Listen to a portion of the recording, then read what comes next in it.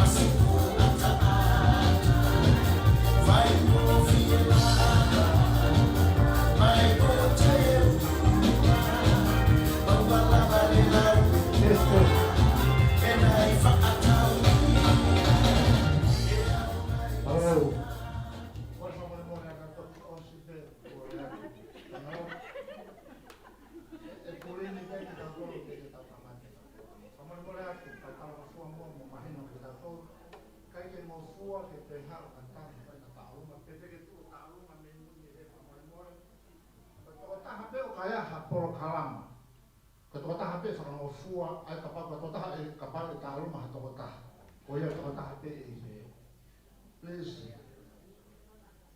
Whatonga ia me whamoremore. Ko ilo te o mo maasana pa te mo fia ka tautau he mo e lao, he kai. E tōku ki tātou ki tō te ke tamata tau poka. Whamoremore e kai. Kai ke te whemau ke te whai ha taurunga i he. Sai. Ko tui kumu taimi ke tau kamata. Ka ki moa ke kamata ko whemau koe ke introduce myself. Ko hokuhingoa ko David Afukafuka. Ko rere mai me Namuka. Nofo i Liverpool. Te maua e whamiri ki waka tokoni. Ki hono whahoko ki tō kalama koni. E renda tau pe, hanga mea na wlangi tea ane nai. Tau whakamalo mo tau whaapa. Ke whatokoua hei ki tau kamata. Ia mereana ki a seaosi ha whoka pa mo mea na tau kafa. E na whaofau, ha palani whaofoofa. Ai kuhinga i tau hene ahoni. Tane lawa ia neu, na ala ke te mpare whakahoko ia neu. Ai koe konga whaosia ni nau, e na pō kalama koe na whamau palani fia ko ia, ai tau hene i he fia whini. Hoko ki ai, ki a rito tios Marlborough mo Slavei, ai mo mātu ai tau prea seaosi ha whoka. Ko tō taha koe ni ko vriami ha whoka, ia mo ofa. Ia ko taha koe mo mātua koe a mere ana e ko mere, ko losa ka mo mere tau kafa. Ai ko hima e koe ngai whamiri hena o muha o ngata whake heke, o ko whapapa ka te moto. Ko whewhaka te motolo ko tau heni ko kakai, tau peka tō taha koe nene whai sila koe e mari koe ni, Pasten Pau. Ko kiu tau whapapa mo tau loe tō tahani ko hui pe ngaue, maongo ni whahoko. Whiwhaka mo tō uhen fo mga pisoke koe Ameriana pia mo siausi so foka tau hen tau kako mo ia i hen uka e horo ni tau ang whapa pa mga mo nau tau lafu tau hen ui mo hen ngai tamai whanga toko o whanga tō whawhin o hika programa mo ia tau udu tau whiwhia whata whina tus whanga mo tō hen mo pisoke fo ne tō kiui ki whamere koe ni o pisoke tau kafa kin o kune he o ki tau tau i hahon o tu ka tapa ka tato ke tau ia pa mo ia o na whamu pai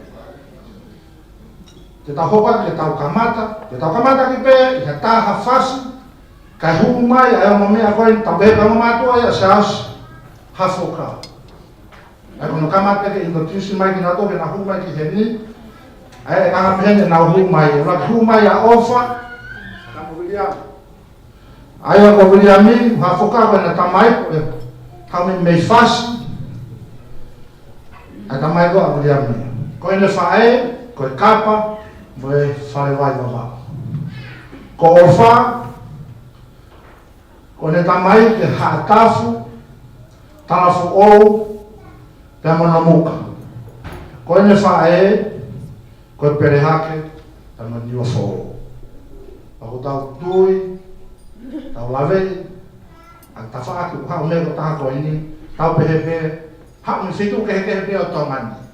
Ta eo muhinga tau hene, tau whiwhia mo taitari, ai o mea ko ni e tau taha whasi ta tau koe ki a ofa pa mo se ao mea mo hafoka mo vriaki e na huu mai e kamata e tau poka mai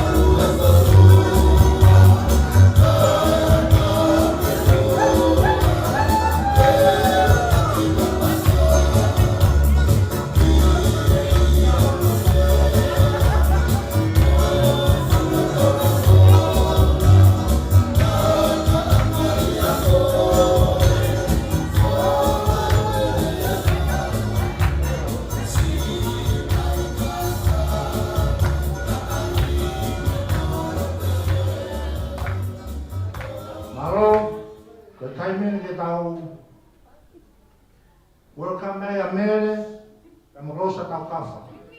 Ai koe o mamatu ai ni a mere na tau kafa. Kore ke tā mea ke ne taha whasi, kai humai a mo mea koe ni.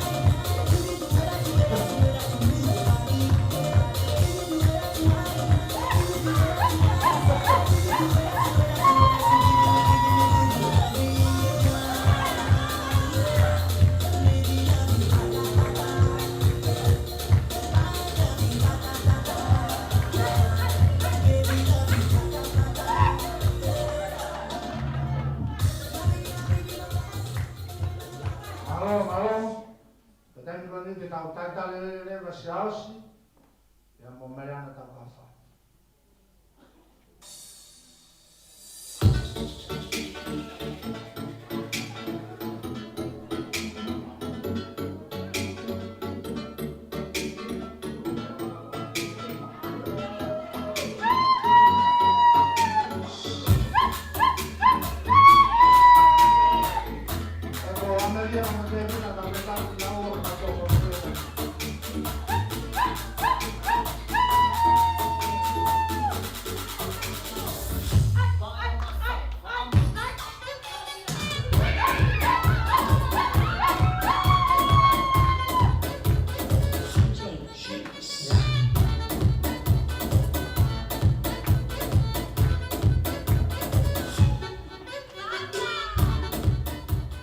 Ai ta hoko lewa ki mo fui ke ha foka ka mo Ameria tau kafa.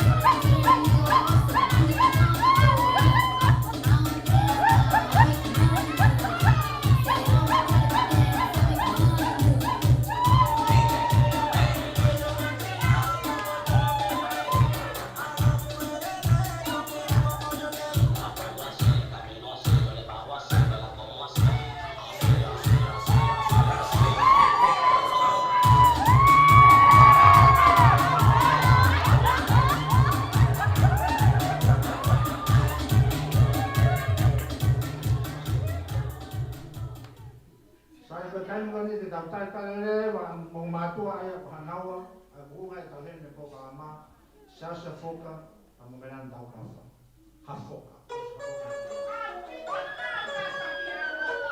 Eso.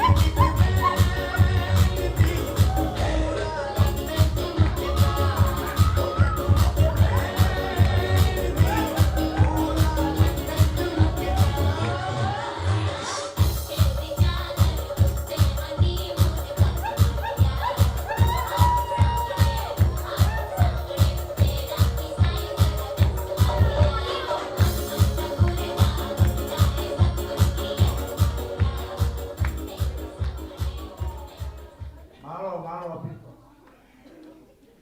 Sai. Mukata kyo meni suara.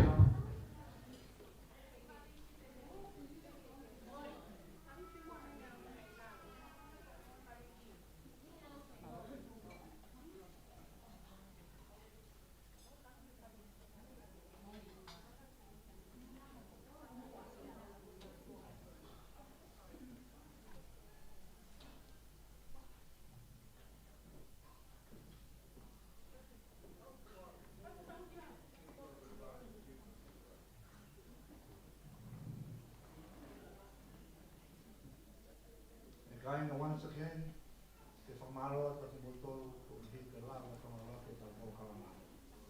E tau au mani te whamamata koe tau pōkalama, te tau whakawhi, hale te le pō, ke ne mea mai o whaharot, tā poki a hon, osko koea, tā poki e benga tau mea toko ni. Osko e pati hoko te pe tau pōkalama, e tau koe.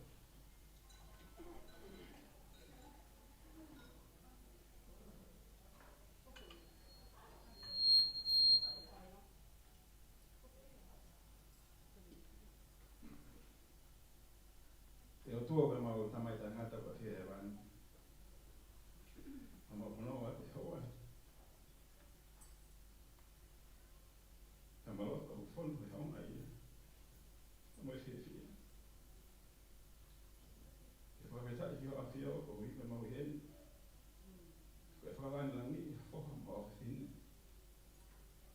na fili ke ave na fete panga aki ke feitu umau ka fumoi ke fama o e family kitani na mo itani mai wani mo honga ia ko hiko ngahi programa ko tape ko te family ke tau le fite mo fama o me fafitai ko hiko lavat ai konga uloa ki mo mahuinga na fahau pe tempare ko fai tapu mo fifia mo fama o ko hiko hau matu na tu poi atawa mo fine mo ko ni ko hiko te waki mo na teu ke na fahoko ai konga mahuinga ka mo uhinga mo uhinga ai ke mau whao family mo te ki mau toki haa te whoka rei ho afia mai wani mau rotua te hawani ko hiko e whawa ai konga whao se programani mau rotua ko lau maari ke te ting mau tōru ke ona ia whahinga mea tina awa mau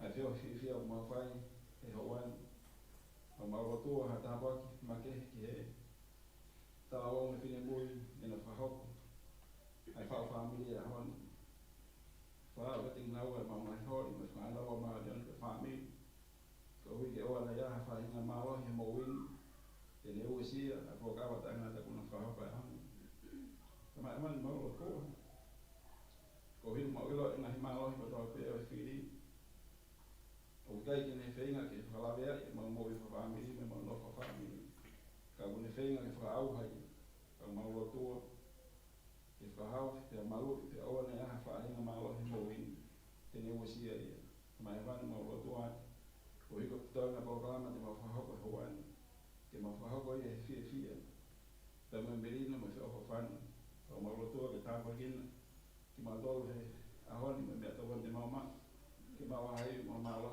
ke fuaga mau mai whatonia o ke tāpagina ke mau tōru mau te whok te lei atu ke me pitu na mau hau mi ai ko lotu ia pe mo hū pe mo ofa ki hoa pia mo kore whatahani tāpagina i lotu whatoku lawe o whaau mani ando sisu paisi amen.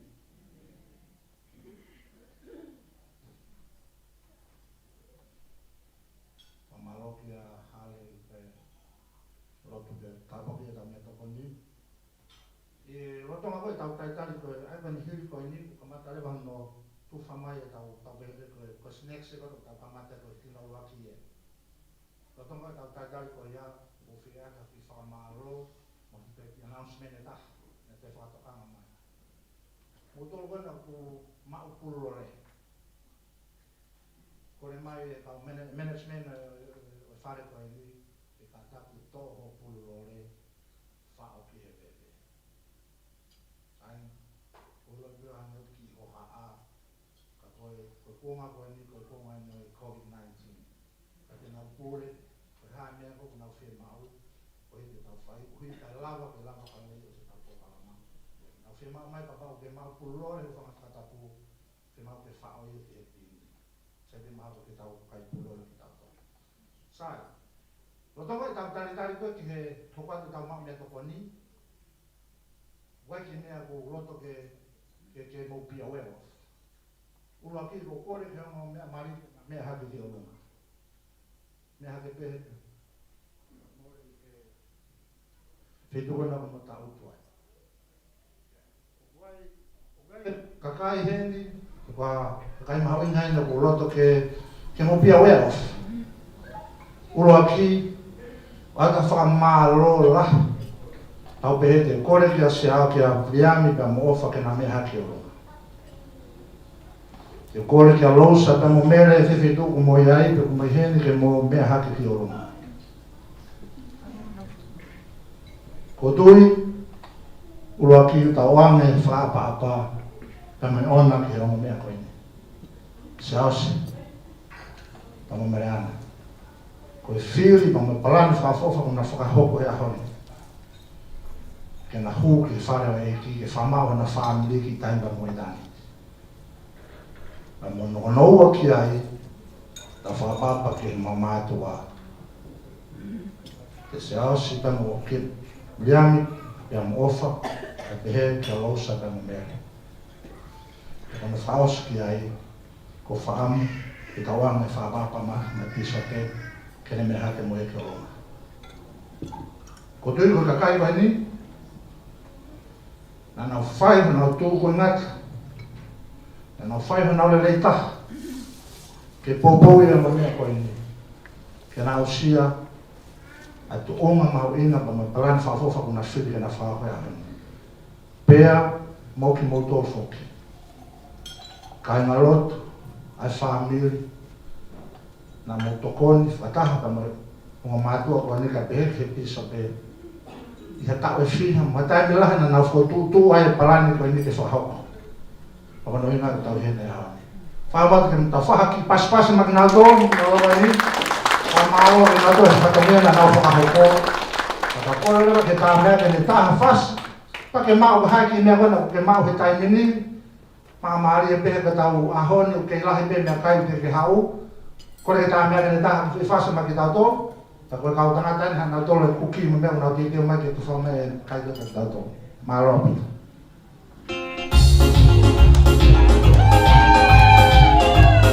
Mamaritoe, ka teke ngofua ke whaha tau aunga, mei ha whetu pe.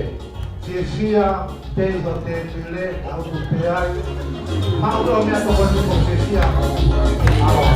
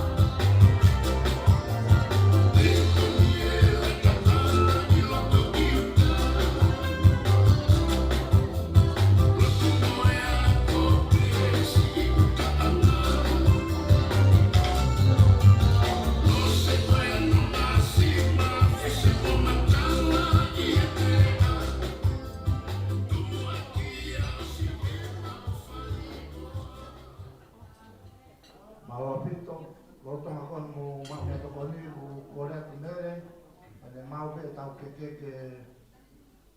tofi ke hokate ke tau ama ko ya ne mau be ke hoko mai mo mama be kainga ke to la be ai me to koni ke ha ko be ta me ke ta be to fas ai me ko ya tan ta be fa mana ta be tau lao please about ke ma fana ta o tu be ma fana ta o tu be ka fina ta programa ke ta os na tuli ki tau tau ke lava e tau ko kala. O ka pau ke ya hata ke ka hane me to koni so me kau ta no na se ves ki tau he ya honi ko me kai no ke ha pe. O ka pau ke tau ke hate pire sa ke hiki ma hani ma ke to ta ko wa tu fa te me to koni ka pau ke ma o ha me to koni. Ko le ta me ke ta pe tau fas. O tau ta kare pe ke amere ke mau ne ke te mau be ke tau hoko he programa ko ia malo.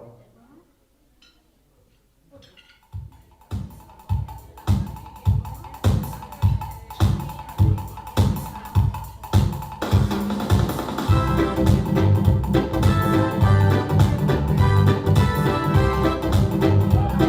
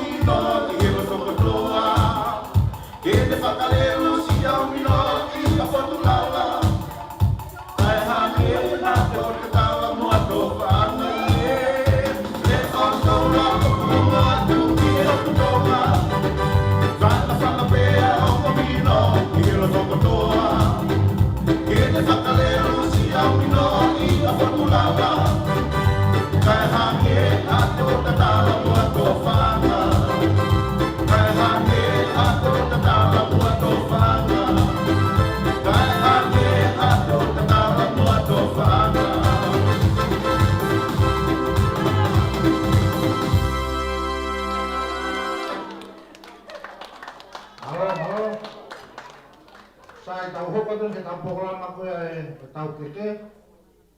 Tau whakawhi pia sāska mo meana. Mo kata ke o mea mai ki mua ki he o te whakahopo tau programa ko ni.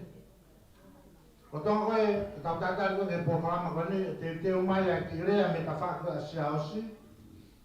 Pe mo rea me ka whaka koe a mere ana. E ke osi pe tau ki programa ko ni, wawe pe tau taimi. Me ngai programa ko na mo te ke whakahoko mo kata ke o te ke tau hoko pia. Kore kia sāsi ka mo meana ke na tofe keke o kamata pe ho rava hepe ia moa.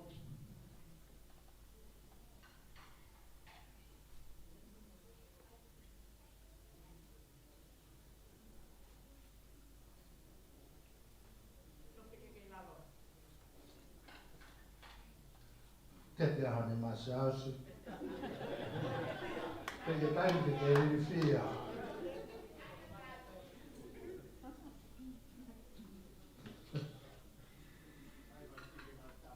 Oia.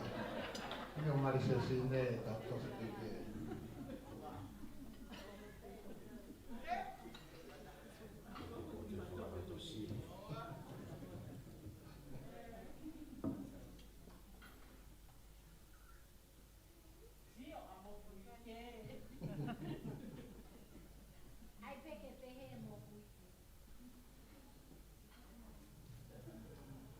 Maro mo pas mai ai. Wak e tau keke he taimin. Ko tonga koe tau hoko he programa ko ni te teo mai ngahi lea kona o lau kia ane nai. Pehene lewa e tau ki programa ko ni. Taha foi fas. Koe onga mea mari pe. Panoa ya. E ngofua ke nai dance floor ko ni. Te whakau ko na. E na ki programa ko ni. Taka os ko ya ke tau toki hoko atu pa mea. Siasi pia mo mereana mo mea metlo. Kore ki he tā mea ke ne taha foi fas ke hula hula e. Ai onga mea mari. Pa tau toki hoko atu pa mea.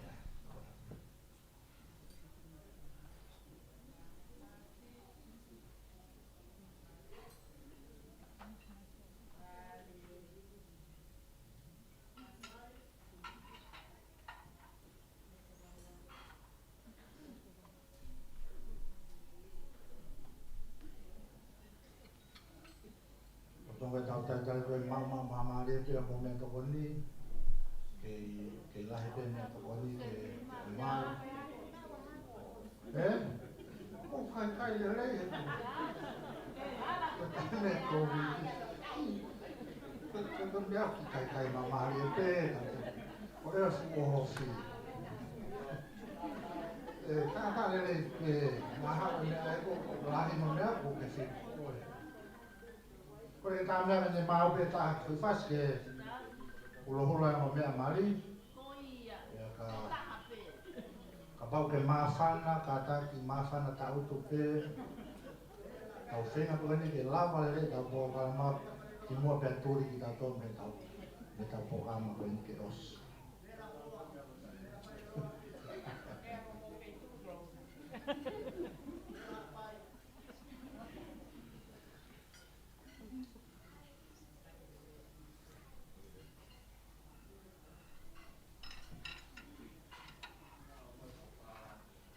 Paianga te tau hoko ki he rea me ka whaka siaosi hi rea programa koe ni. O rea taha me ka whaka siaosi. O rea taha me ka whaka koe ia a mere ana. O te teo marewa ia.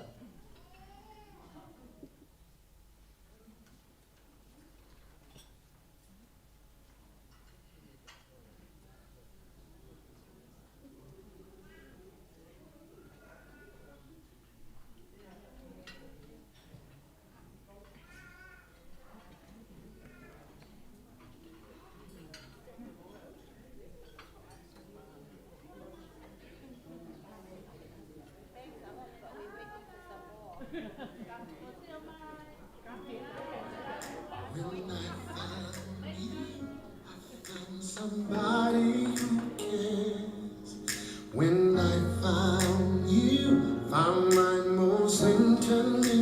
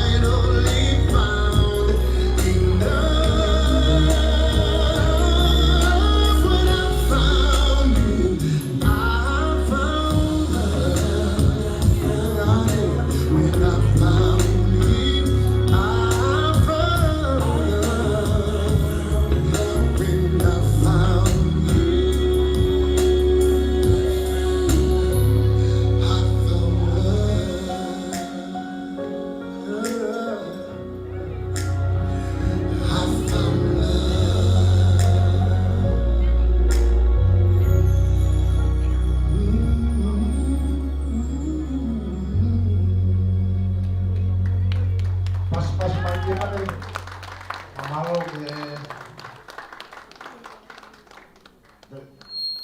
kau masal ke dalam menifah mereka.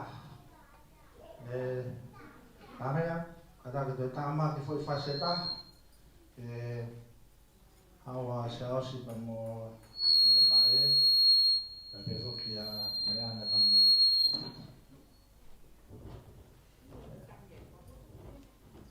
foi faseta kami ya faspe tahu haus mai ke lolof haus yang mana ada dokter ke kau mau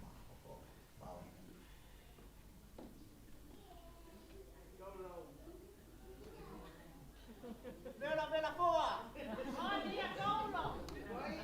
Bela kaulo. Bela hake. Oa tani. Oa.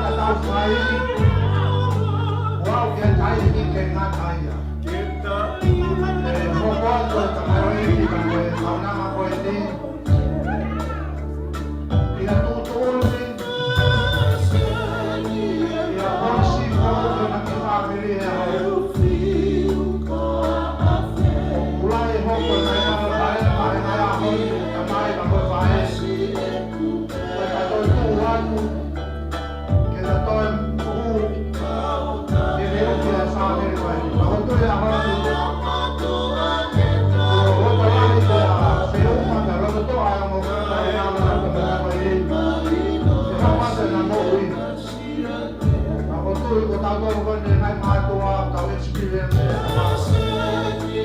tau hike tau whanau e tairi e nā hoko atua e nā mōi ai au kamata e hoko atua e nā samare e whanau e au nā hawhai e nā hoi ko whanau aua sāsi mō mea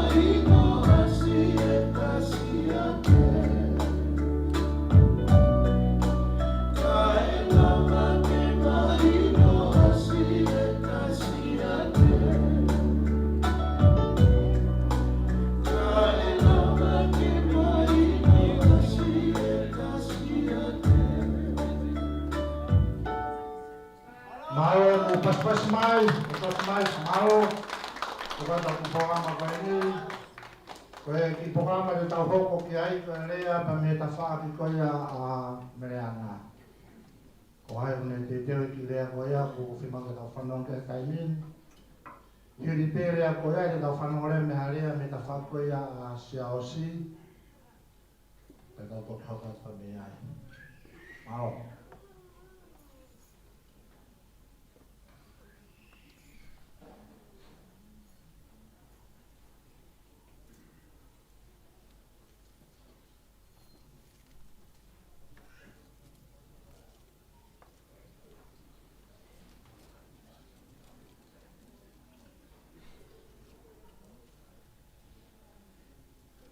Sai ko fia la hen e ka mari ni wa ke u poko ko ha ta ke pa ire e ta fa ki go ya Mariana alia fine Mariana ta ka hon Mariana po ko to be ko me le dei ko la ke ta ta ha mai ma fale ko tua offline pala. Mo inga video ya nga ta no fo I he muna ko fo no muri o fe mau ke ta fe mai no. Ko tu I ke u ha ba de no tu ba ni. Ya o se a ni. Ya I be no tu ba ni. O vi no ko ke ta ka. Ko le mai me. O fa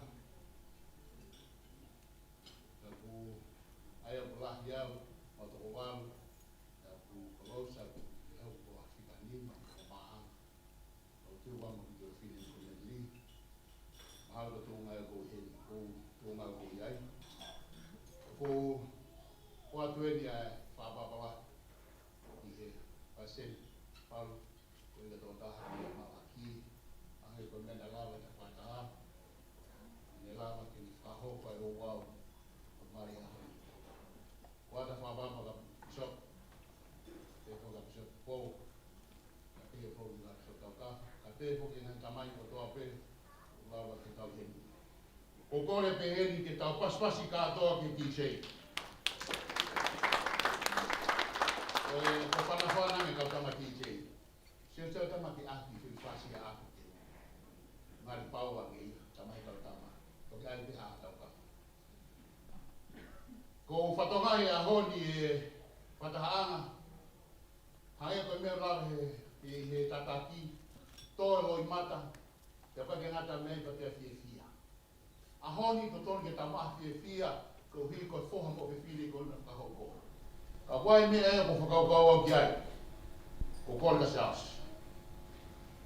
Ko whatongai mo tonu ko toa heni. Seas, ko ne hawa pe osi pe ko ni nari tini koe ni. O te mani, e tau iuka.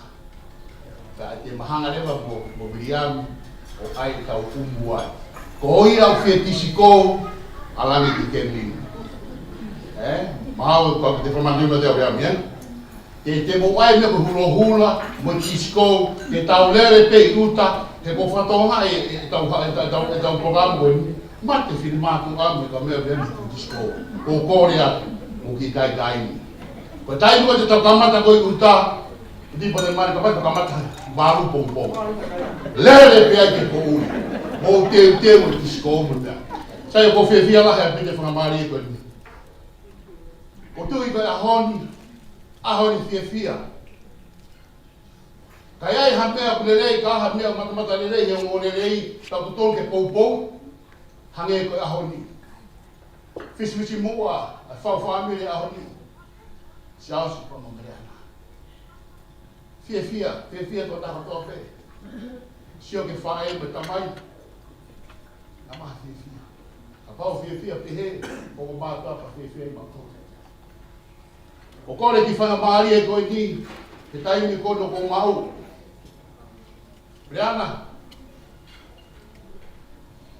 i he tā ueni e ua e pape sa sikulas mo kau manona ki muini. Sas. Tuku mua ke whai haki tā tala noa. O tui, he ahoni o whaamiri. Ai le whahapa le nai. O tā ngata, i tā niki, o ke mo te ngata.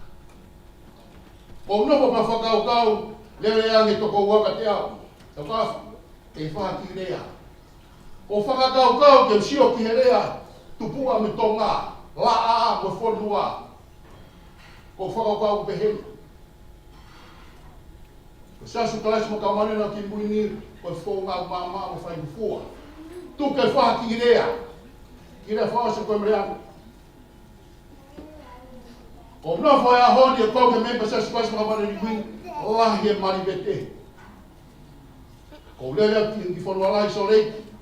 Wao whanau e mo whanau. Sio ke mea maribete. Toko mua ke o ki kore ka koe mreana. Whai tau, video.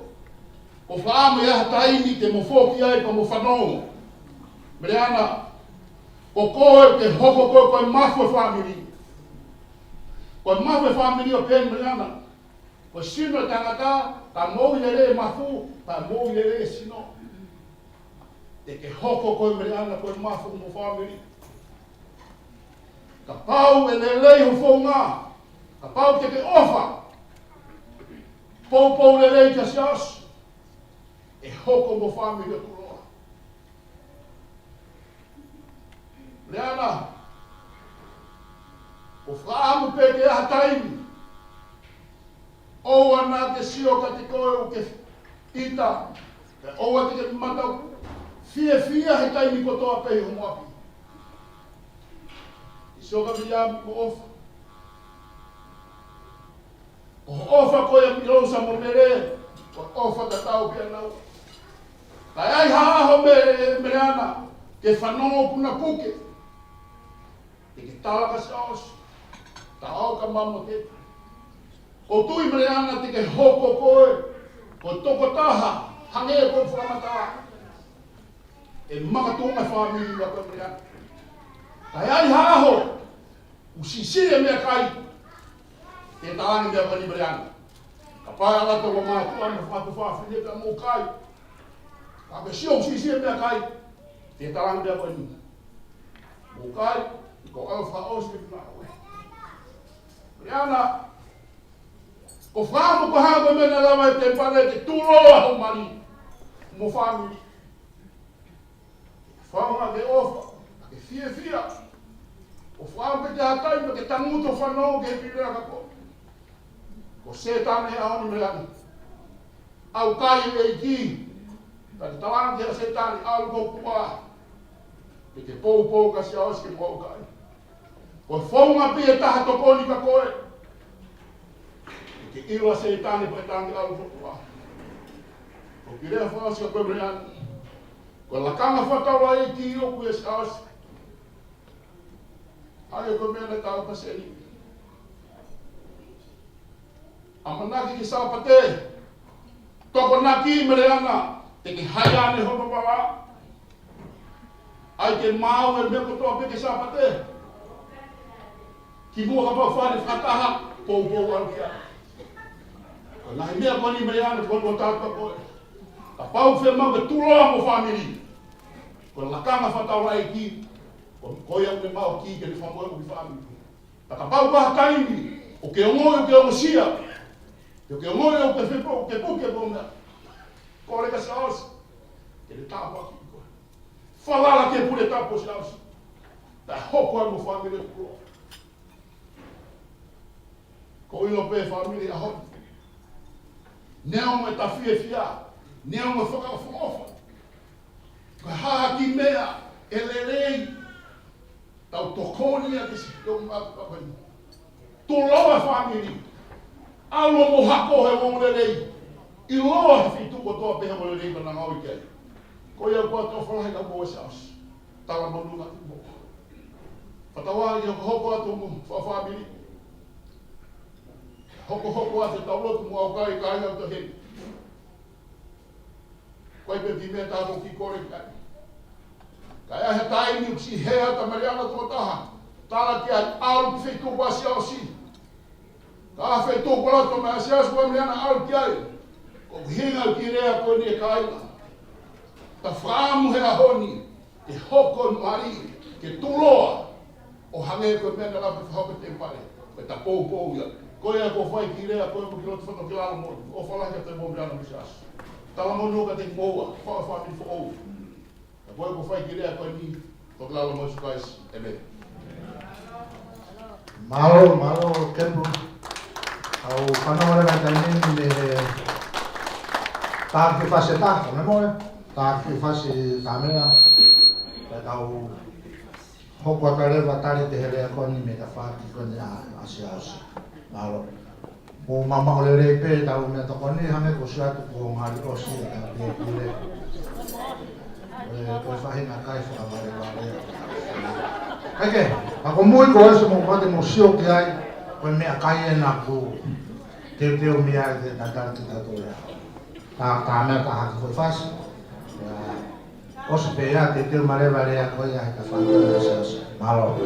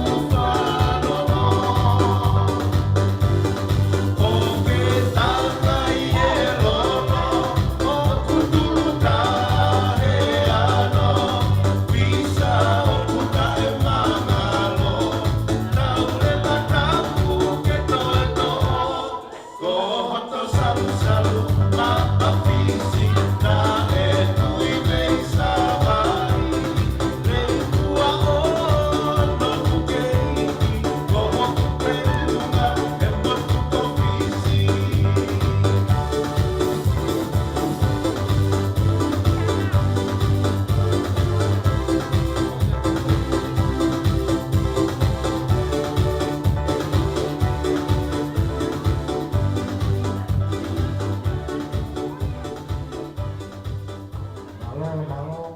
O pas mai ke tā mea, nā o tā, e whaswako mai ki tau tolu, haina, pamanata tu te tau koutui pe, hange pe o ngoi e turi uta. Toko ngoi e tai.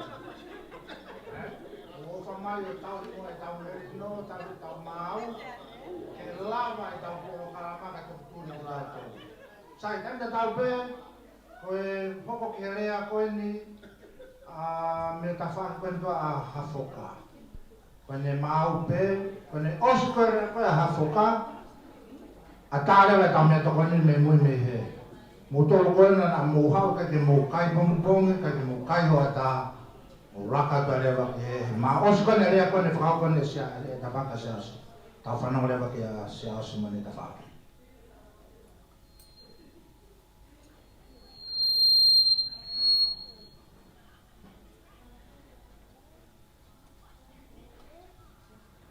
Ke whāturo at pe,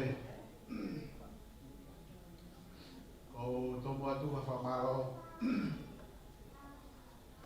ke tamai he wani, o ngā i tākua, o e aho oi.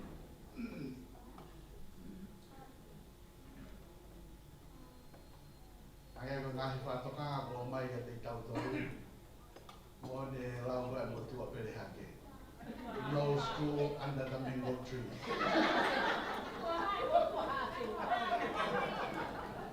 Aga pau e angi ha kira o ka kai na nau ki ha ka o ki whainga tāri. Teo, e kai ke ufurea ke loloa, ngā tae ori. E lo tonga pe, ai maari e urea pe te tau whilera. E whihui he ni, o pe, maa koe whae tangata na si hapsi koe ne, no toko ua ke whano.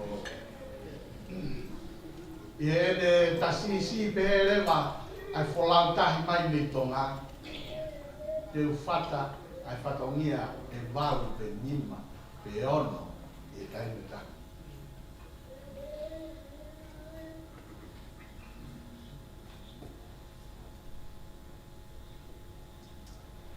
Ko whetu pehen, a whamaro, loto houma koe, ia te motoro no kātoa,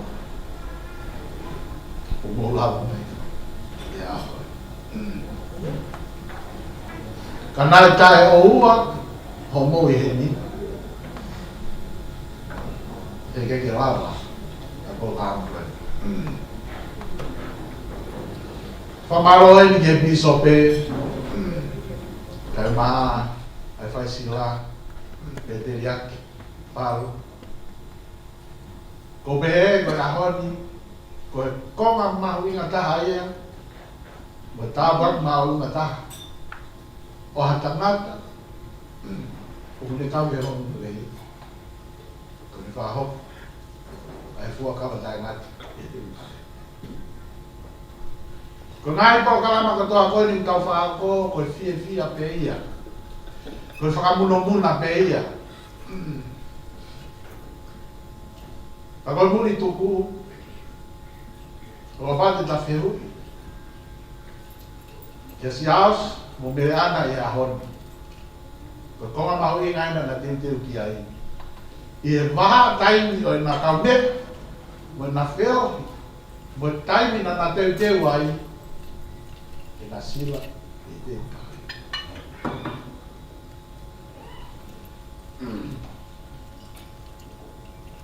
Wau i rem hafoka, o ta mai a si aus.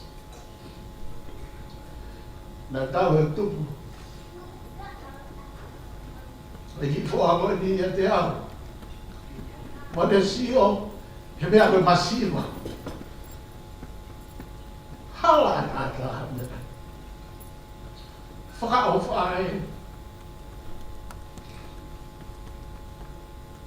Te mahu nui o pe, te ki tō rāwa ni, o ma whainga, ke ne maa kāpere pe.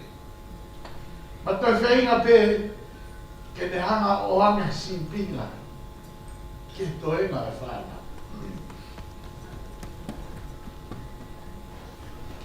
Koe tōno nou. Lahi au pito au pito au. Ka koe whenga. Koe mea mahu ina ia. Nei a koe ki ai. E whohoi. Te tā noa. Ai mea mana teu i ake. E whanau koe. Koe mawanga mo ui. Koe heo sima. Tupu e whanau koe ni. Ako. Tupu foki heo sima. Koe mawanga mo ui. Nā tai mea mai whehuia e whanau koe ni. Siana whakapōpula koe. Mo siana toho koe. O tāngi e whanau koe. E iai te moto ki o aia whie maari. E kai moto e heo sima moto ia te au. Ka te mo whakakau, koe hae o hinga na ngā ua pehe ai. Te whakangau e pehe ai ki moto. Ko runga mono teu ki moto. He kai ke tau ia whine, tae whawhanga. O nā taimi te ke au ai, ke au ki a whamiri, pia ke au o tae ngā au. Ke pehe, ke au te ki agi ke tātā koto pe ke kai.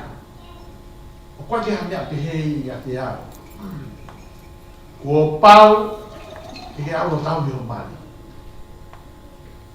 Pia whawhanga ia, pia ke ngā au. Ke mahima, nā e ako naki. Losa mo mere, ko whamaloa pia ti mōna.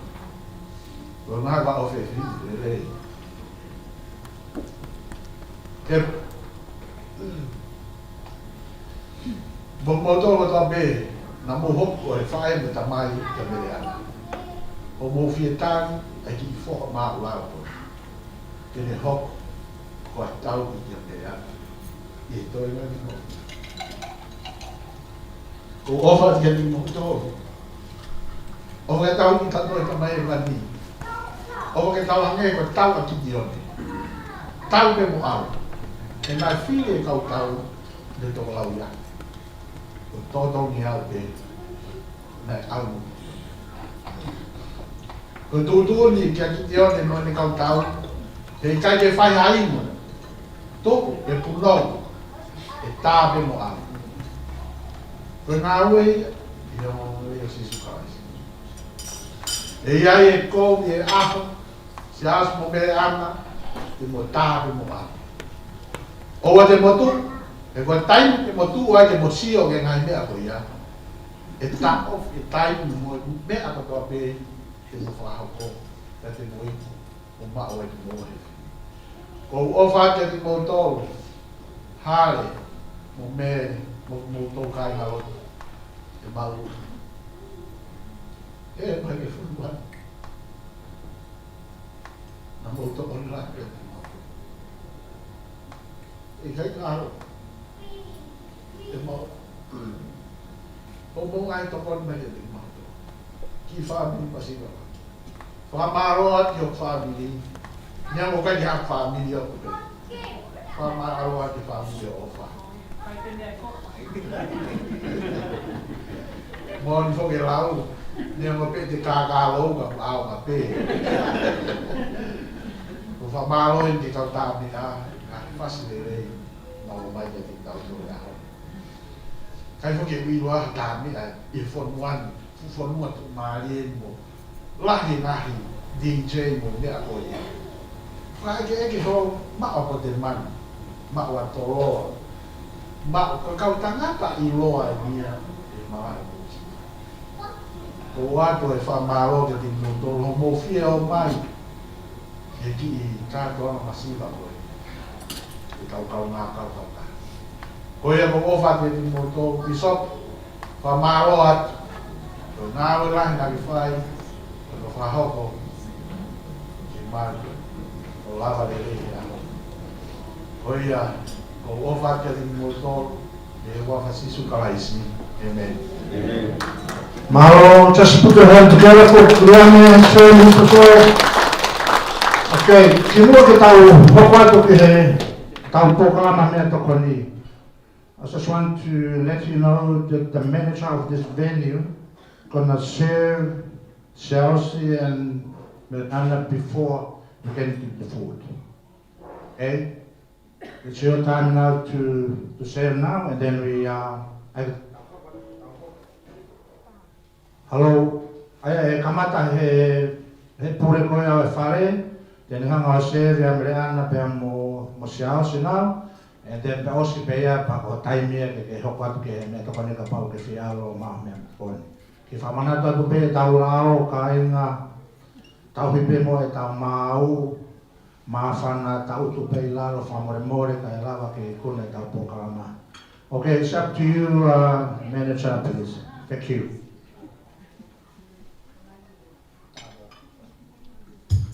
Kore pe tau mea ne tala koe pas.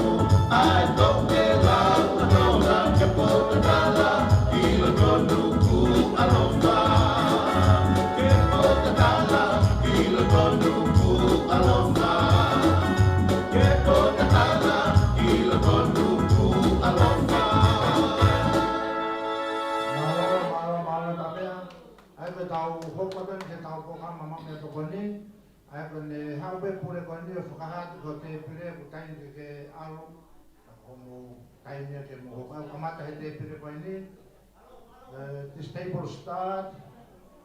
Kamata pengamane kamata tafakoe kene hape kota kan tu imua kone fahat kote pire kai ke al pake kata ka tule ba me ato ma o me to kone mai tau kote pire ma o malo kone be ta me kene ta be tau fasi Mo tō koe no koe whanki pō kalama ko taimi ke teo mai.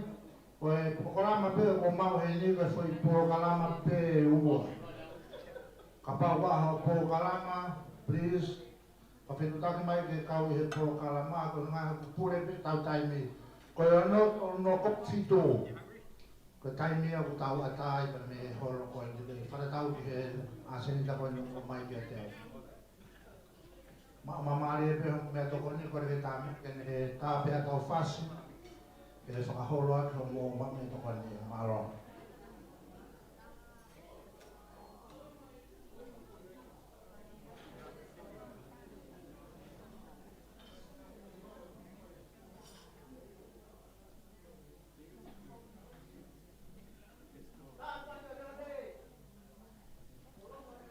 Waha security hena ke ave e tamako di tu. Maulele peho mō mea toko ni,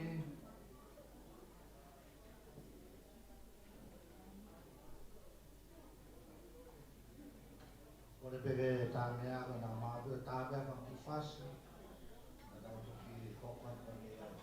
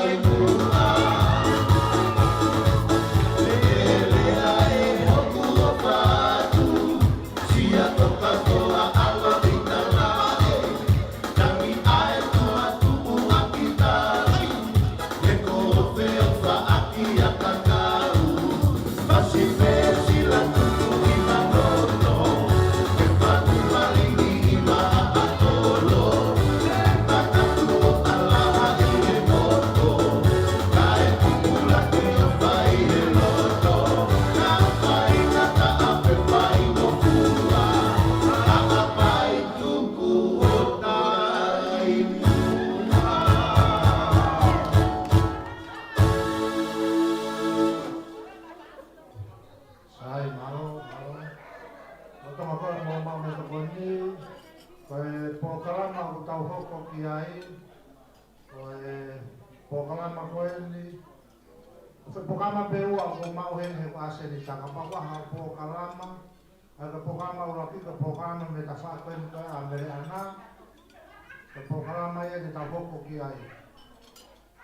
O tonga ho mau me toko ni, kore peke tā mea ke ni tā peha tau whasi, mau pe o mea toko ni, pa ke tokanga mai ke kapapaha pōkama o ke kau ke he ku alu pe taimi, e purei kato he taimi, he ku taimi e tau ki he whare koe ni. Mere, ko mō pōkama e hoko mai, mō tawhaki, ta whakoe ra mere ana, ai a koe ulang pōkama mai te tau hoko ki ai. Mau pe pōkama koe ni, koe tau hoko e te pōkama koe ia, mahalo.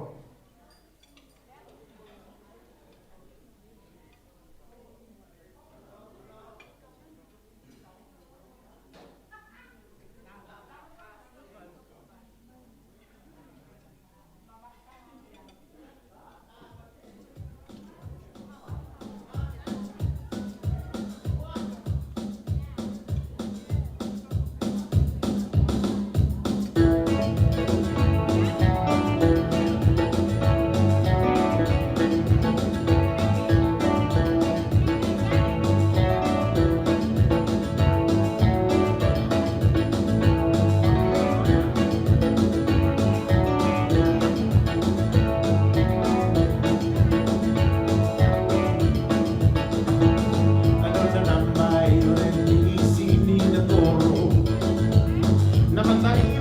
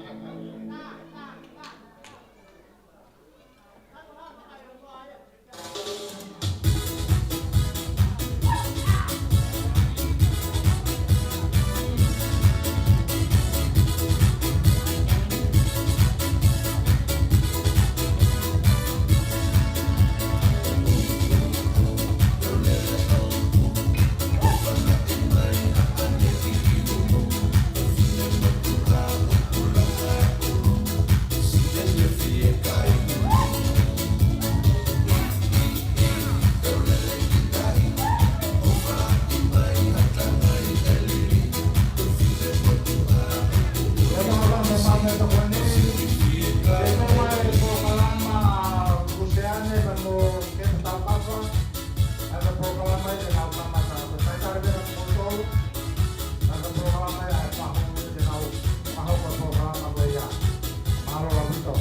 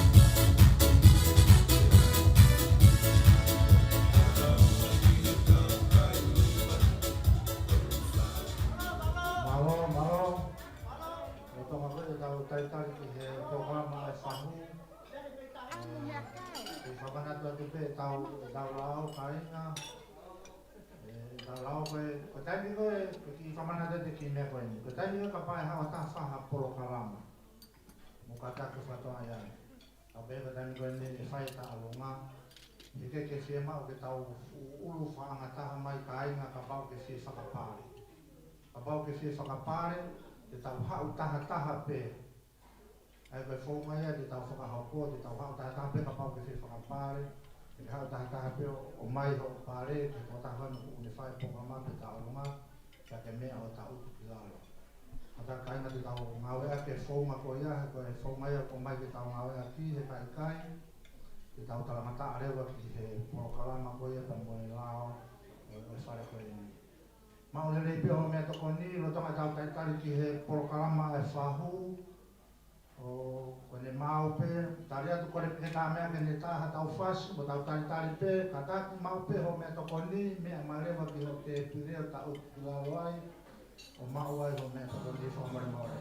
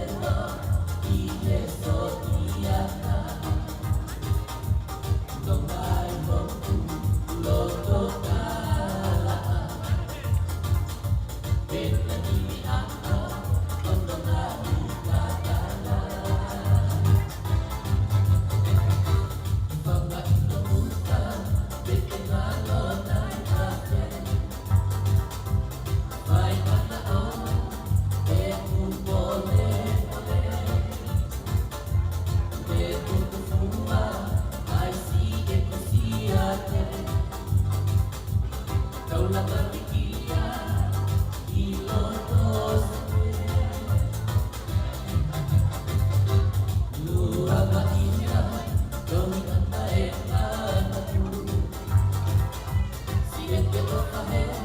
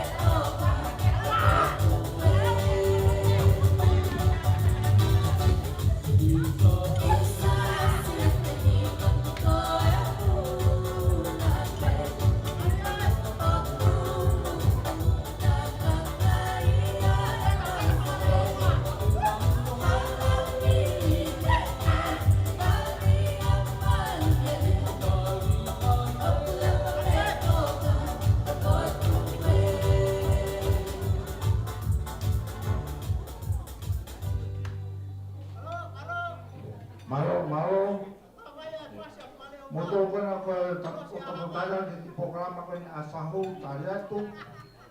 Ngoro ko ia ko ki telefoni na mau he bathroom.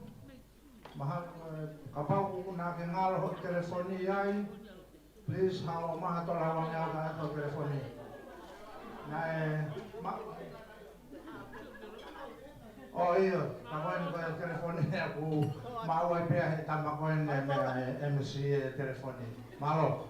Potong tau tali ki programa afahu mo kada ko ni mau pe mo ka ha poro kalama please how talamai ho poro kalama ko ma ati ati tau tali mau ho to ko ni pake sio ki mu ke ka ke fi mau ho to ko ni ke ila he pe to ko ni mu he. Tau tali pe ke poro kalama afahu alo.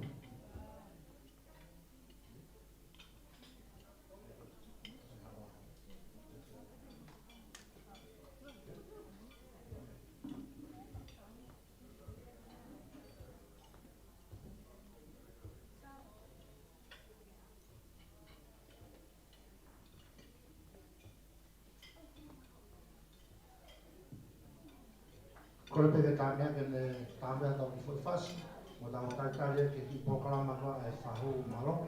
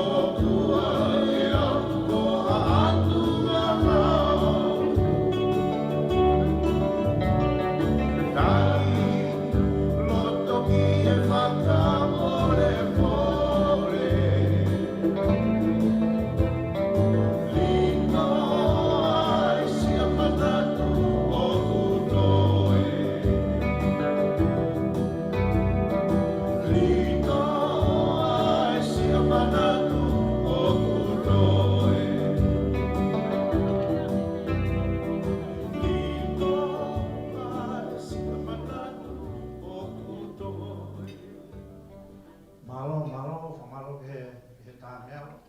Tau tālia ni ke ki polokalama koe ai whahu. Polokalama koe ai whahu o tālia atu. O māu me pa ke... Mo mau tālia atu e kini, malo.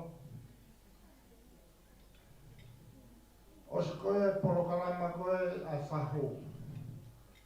Pere tau hoko rewa ki he polokalama koe Asia foka. Oskara Asia foka. Hokoi ki polokalama a hare telepo. Ai ko de mo fa mai ka ne ki tau ki hoko mai pe. Ma o ki tau te deu ko hi ko tau tai ni. Ki tau mama he me he ni he tai. Au hoko de ki polokalama ko a fa ho. Ma o.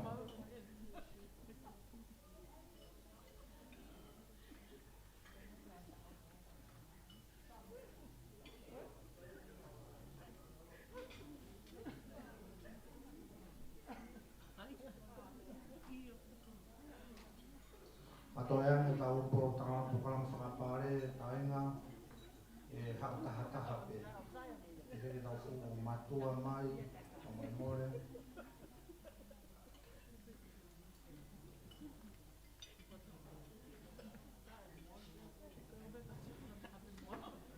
Ok, whakawhai mo sausi pa mo mreana mo katake o mea mai ki he sea koe. Matoa ka tau mea toko ni moi o kei atape, ka pao ke kei harofia, o mea toko ni na moi. Au kia maho mea toko ni pa ke mea mai o tau pili he te pili. Mo mau be pa... Sane?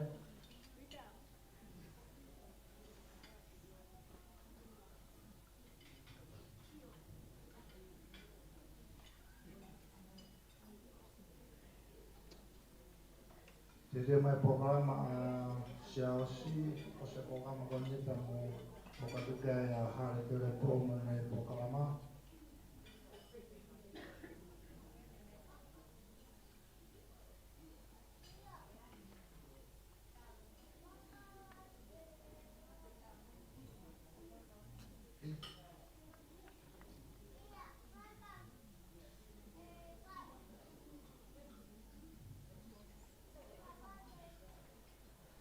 Sai whenga maria ka nui ke mau tala monu ka miranga musiawas. He aho pa aho o whakainum na whiri na ake te mare ke na sila na ki whamiri pa mau rotonga ia. Ai ki whamiri ke whahaki whakame ite ka ki moa ke mo whiri ai. polokalama vai ni koe polokalama e tahine whahu ai whanamehitanga. Pea auskaya pea hoko te pēmo ki polokalama ai whangatamai.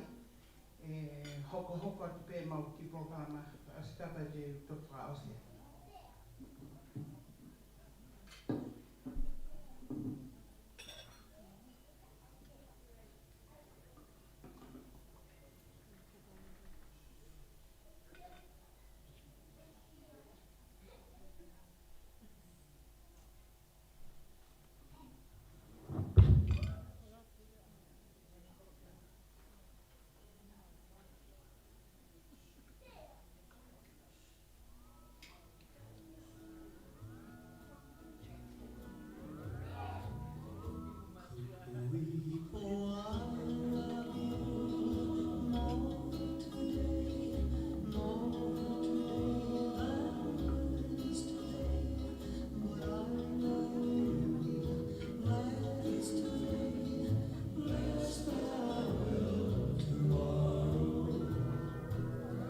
See the sweet Hawaiian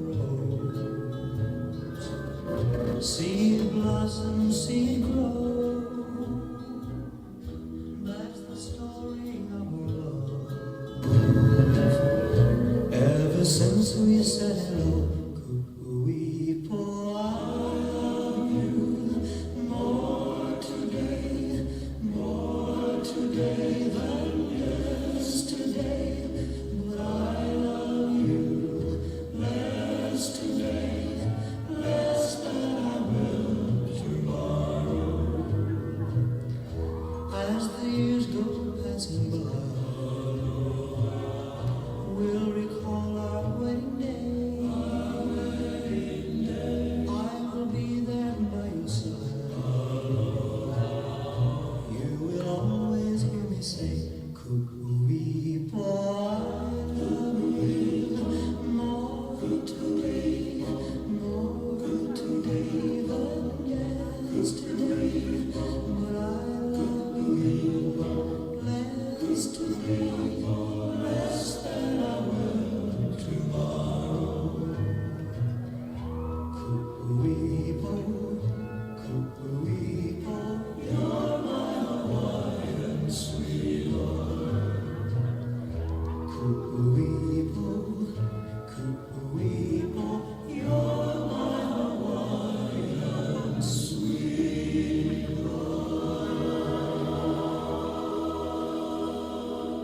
Mahalo, pas maki ai, ki pokama koea. Opa. Ki pokama e ka hoko ki ai, ki pokama a siaosi. Pokama siaosi.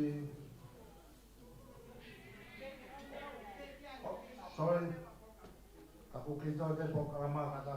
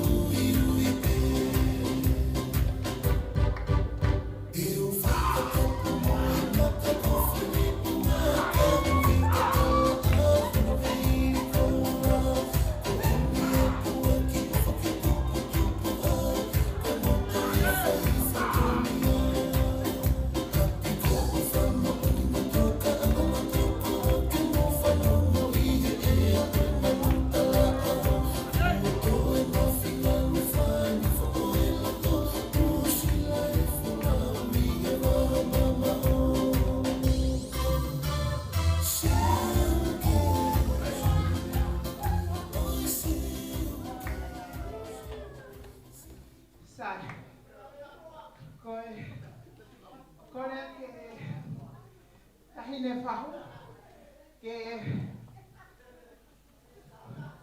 hui mai pa ngahi pale ka toko na alo whaki ma mere ana musiaus ke kumakana ka pai e ngalo eba o whai whamua mere ana mu me tua mana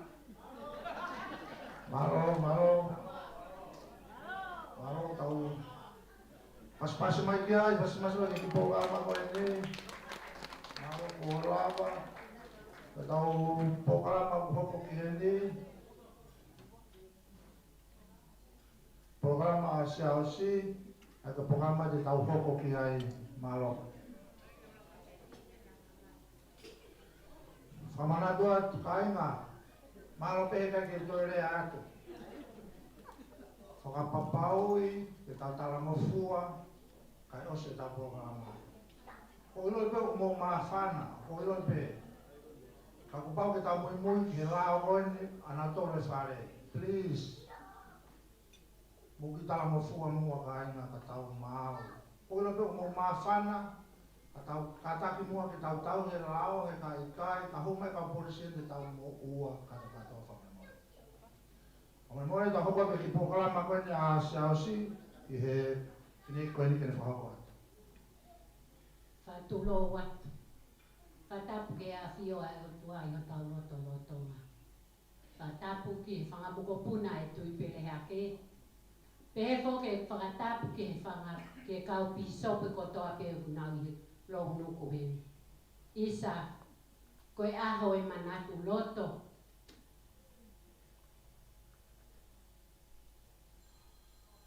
O whaalahi ati aus.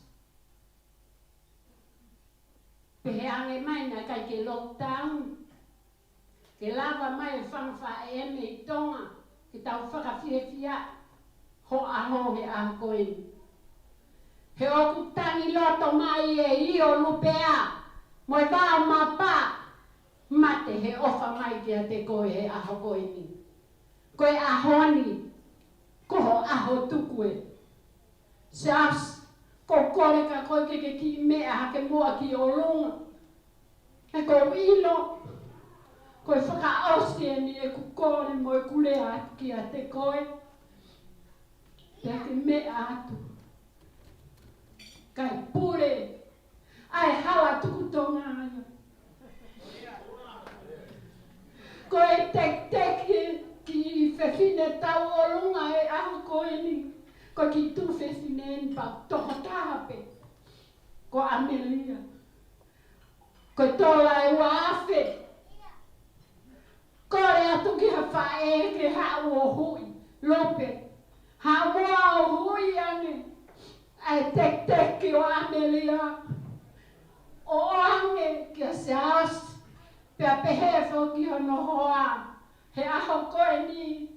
Ke komi aki. Hamo kapa inu, ke hoko atu aki, ho omo whono ngā he whiawhi koe ni.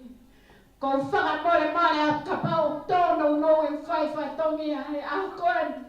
O whakamā whanu, he aho koe ni.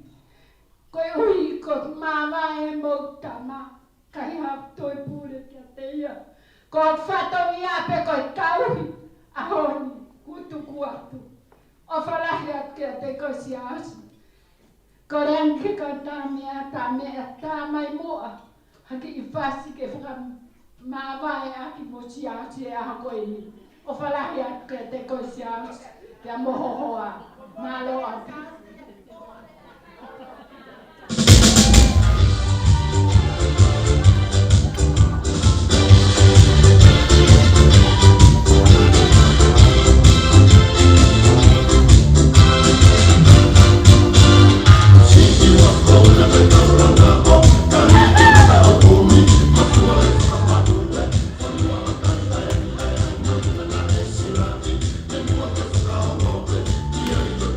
Oh,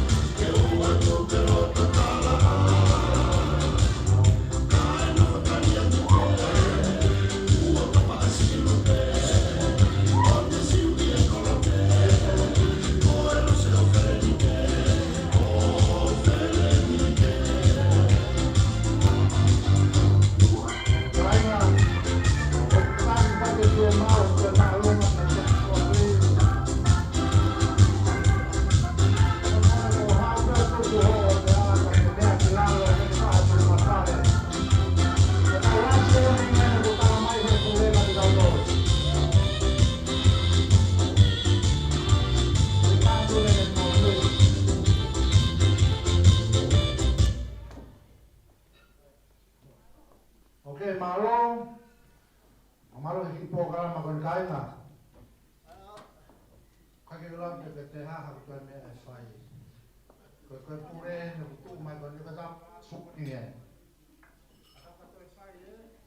Ko tau aru ia. Pamale mori. Tau himo e mau, tau pe mafana please. Come one by one ki mua fuak do me au fak pake alo tau tu kilawa. Ui ko tau ki po kalama ko ni. Ko tau laso ni e. Ko talat ka mo to ko patokanga mai pure ko ni we can't do that. Please. Tau ai mo ke mau tau ki po kalama ke os. Tau mo fuak o pe mo mafana ka inga ko ilo. Tau ki tala mo fuak for one more time please. Tau la fa o se tau ki po kalama. Ko ki po kalama na ahare o se ko ia te mai ki po kalama ahare po kalama a sela fuka. O se ko ia po kalama ko ahare pa tau ki hoka tu pamian malo.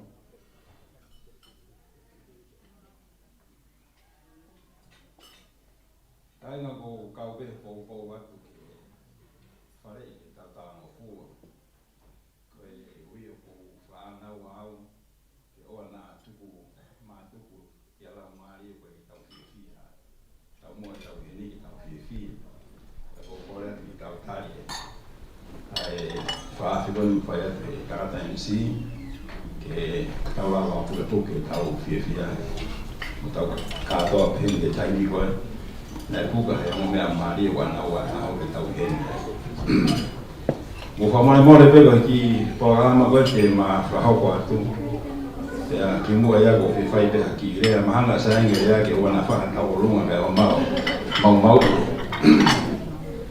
ya ko kore ke u fa mamba o pe ngai ta fa tapu ngai ta fa pa de sta ko mi wan ya ko kore fa mo le more o ta pita e ki fai no mari ko ni ko kore ki fai ki rea na fare mai ka losa ko e ka pa fa ki rea o ata peke fa hok mai no pega ja o ki ta no fu ki tu ne ta ko la ma ko mo rea na u pe ka go fa ambe ke u fai peke rea ko ni ko vi o fa fela ve te mo winga ta u he nei mo a ho mo winga ko he nei ya ko ki katoa ko ni na te uia ke whaia ki tong i sunne ko ni tau ni te a ki mua ke whaia ki rea ko whi whawhai roa ke te au ko wingoa ko hale te po ko rere mai me o nua eua ko whae me loto foa mo fotua ko whanau e toko ono mea e whae ko ni a tahine mari e ahoni ka ko la hita i whanau ko ia ko whae kon mo tua kon whaoha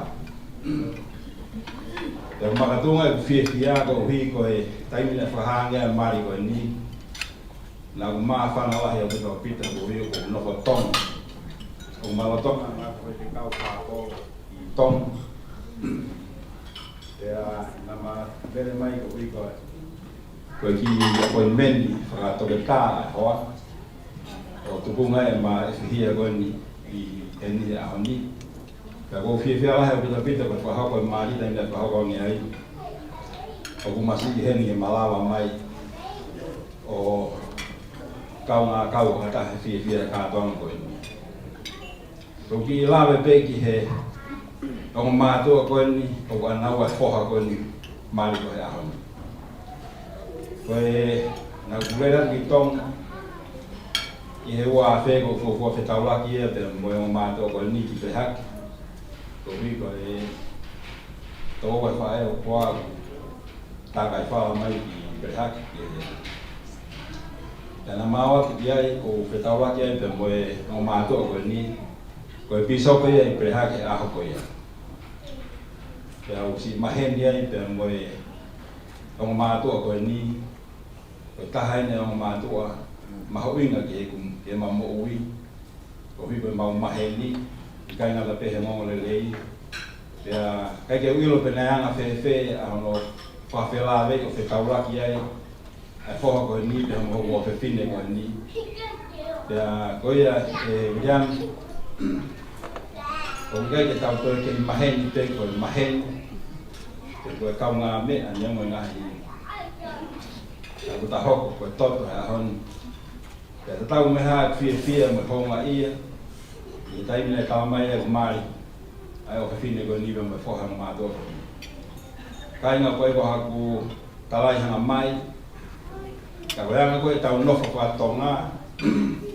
Ko fa naua e tamai mo fa e ko te ki e fo mo o fine. Ke mari ke family de rei. Ko whahinga lelei ko leo ko whaamilia o maa whanau mea, nau koroa ia. Ko whaamili te o nau ngā aoe, whaamili o nau ofa whanua, whaamili o nau ofa i ha whahinga tui whakaristiani, pe whahinga tui whakalopu o nau kau ki ai. Te o ngahi whahinga whaamili o tau whaanaua, ke mari hea tau whanau. Ko taha nea mahoinga ko whilawe i ai, ko whaamiri ko ni o pau mi ai, ai whae o whine ko ni. O kukai ko haka umea e unau tokolahi i siasi. Ka ko whaha tupe ki he mo mātua ko ni anaua. Ko kukai te ngahi huri huri, mahoinga au ki tau pita i he whaamiri ko ni. Anau kau ki siasi, te ko tāpua ken, ka whainga maari e ko ia. O kulawe ia puta motuan ko hia ai family ko ni o tamai ko ni ai ki o fine ko ni. Ko au na ko ko to na pusaki me au ma fang. Pe au ma wa fa na mari o ka o siasi. Pe na mari mai si e fa e ma fang o ta ka mai pa mai ki he ha pa ai ma fang o ha fi mo hawa. Pera nai tupunga i haka motuan. Ko e tohe whine ngongo tama ko ni o kepu ka mo lausa. Ko Ameria da mairia hana whakataha mo Ameria. Ko ki wilo pe unesi kei mo ui. Ako mahene rei a wito pe mo e na makau ngā alu whakataha ke a ko ki ria hona. I e kaini ko ia. Pera ko e whaamiri ko e nina kai ke nau tolahe na tōri kau ke siasi. Na ko vale o do pita tai na Hawaii mi whanau mai e pisoka kep. Ta ko ilo ke tāpua kia. O kia e kau whine me family ko nine na o kau ke siasi. Te ko tui ke tāpua kia mo hinga. Ne mako e family ko nine whainga maari e. Kai ke ngari lolo e kore aka ko whaambe ke pi. Whahape konga ia pe mo okalahi o do pita pe mo mātua ko ni. O na whahoko family a o. Ko patau me pe e lava ke oua na iaha whahenga mea ko ki pōpua ki ka ki moua. Ko e tau ele whaua e ma loko maari na mangau whake kau whakataha pe hange to wheko ki moua. Te maa whahenga maari e ma whelongaki i Nusila. Te ma maari e ka lava ni e kau e whaua. Whanau e toko ono whamopuna toko wanoa toko i kola mama o hikau me whamopuna ka ki whie loto ki wofi ki a. Ako whare ka ki moua, ko manatu i rei pēna e whae mamari i he tempare e masila e tangata ko waisa mai. Ande tōre reka au pite aha koe ni i he tempare koe Hamilton ni Nusila. Te koe konga ne ki rea ko kei puke ni mai o hao mai ke ahon, ko ni pehe mai ka ki maua. Ko tāpua ki moua, ke oua na iaha whahinga me, e mouin, te ne uesia, pe te ne mau mau, Kua kawa ta ngata mo whahoko e ana. E ko mo kua kawa, e mo puke ni mai e hao ke ta ngata. Te koe a mo mātua maa, o pi pōpua ki a mo whare e ka ki mō. Ko ngahi tāo e a honi, ko whare li whao. Ko whamone atua ki mō, ka pāute mo puke puk. Hao mo kua kawa, tau hi ke ta ngata, te tau hi ke maa dioni. Ko whamone a ki mō. Te kai ia mea te neo si e. Ko maki pola maa pe ia, ko ofalahe te mo ofalahe te hama whamiri loa, whatau mbe tāpu kina. Te mo tolo a ka ngā tāpu aki, ko hi te hapa te tau whiwhia he ka hau. Ko girea pia mo ofata te mo tolo, wasi se whai se e me.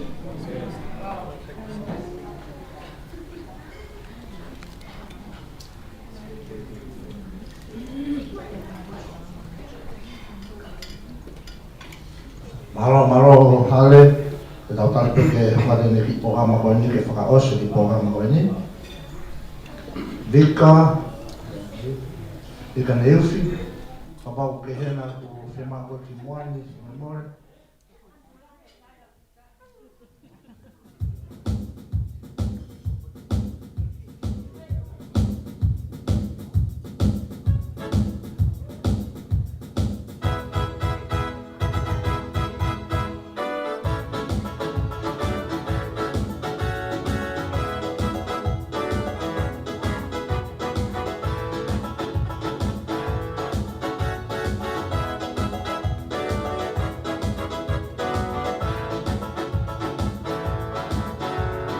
O ka manua fia fia ala i e ni koe wha I e ni masi fia whanala I nuku alawa Na i e mataki tala noa me I nuku tangata Lolo pawa tui ke pawa si wafukona O ka manua fia fia ala i e ni koe wha I e ni masi fia whanala I nuku alawa Na i e mataki tala noa me I nuku tangata Lolo pawa tui ke pawa si wafukona Whakalaka i e hai koe kuku maru kumounga O whanamo he siwa lau ai tau mateka Pere ai pe au na whanahe one one siriwa Siu i haka o tapu se i e visino e taua Mai ki pei maunori Tui na mai aho Ke kaho ai solana ka la si ono logo O ai ke nei lo koe kai a ai puna i fo Kona hina hulu ki ai si toa whaone O kaho ai whanai whaniki e whalao se tane Pere ai malu he wini koe whanake Inumi ai ta kala ala he tau tau pe Ka mai ki pei tōtoli O tui na mai aho Ke kahawa solana ta la si ono loto O ai ke nei lo koe kai a ai funga i fo Ka mai ki pei tōtoli O tui na mai aho Ke kahawa solana ta la si ono loto Ai ke nei lo koe kai a ai funga i fo Malo. Oe, tau mea toko ni kāinga, ko tau mea toko ni na kei toi pei mui, whia mau ia ke osi. Whia mau ko haha whaunga koe te ke lava whaka osi a i mea ia a au. Ka whia mau ia hei kuki koe whareni ke osi mea toko ni koe ni ki mua pe tau toki mātupu. Tau tari ke porokalama koe ni a sera whukofuka, Hile porokalama koe sera whukofuka, ka tau porokalama whaka osi a oni, ai koe porokalama ia e family o mere ana. Ai ko tau rotonga tau taitari koe ni, tau kore peke tā mea ke ne tāma ki whori whasi. Tau tupe ka ke whakakoke mea toko ni ki moi, alo mama mea toko ni mai hau te pire o maa wai ki mau ke osi. Pakapau e lava wha o atupe he kato, whai mea ia au. Ki mau ke osi mea kai koe ni ka ina marotu. Sera whukafuka ko maabe tala mai, kore tā mea ke ne taha ki whori whasi ma ki tato ke tau taitari ai. Marotu.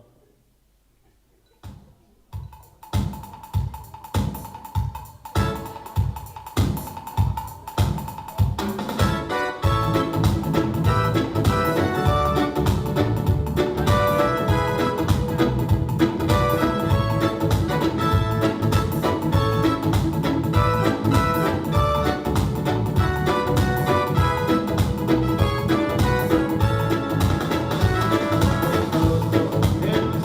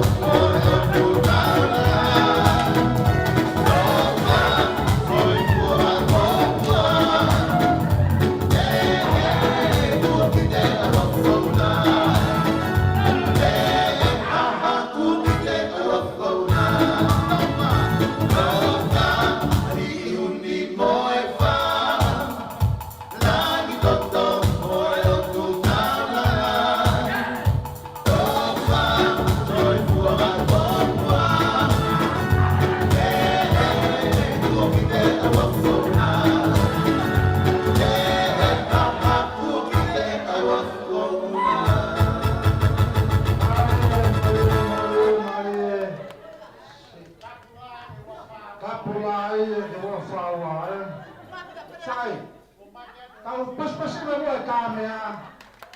Nā mai hangai whasi maari au pita ya honi.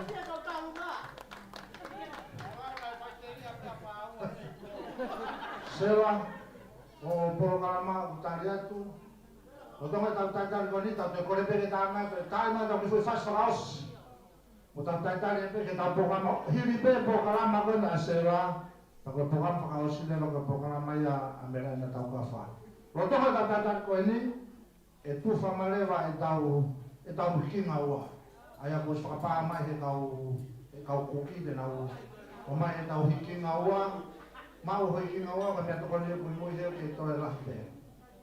Mau mati? Tau ia tau koe toka te po kakma kata kau tamea. Patonga ia ngepe konga e tau whakapare kainga. Tau ke loto pe ke tau ikuna e tau ke kora karamaki mua pēr. Turi ki tau tonga. Maro pita.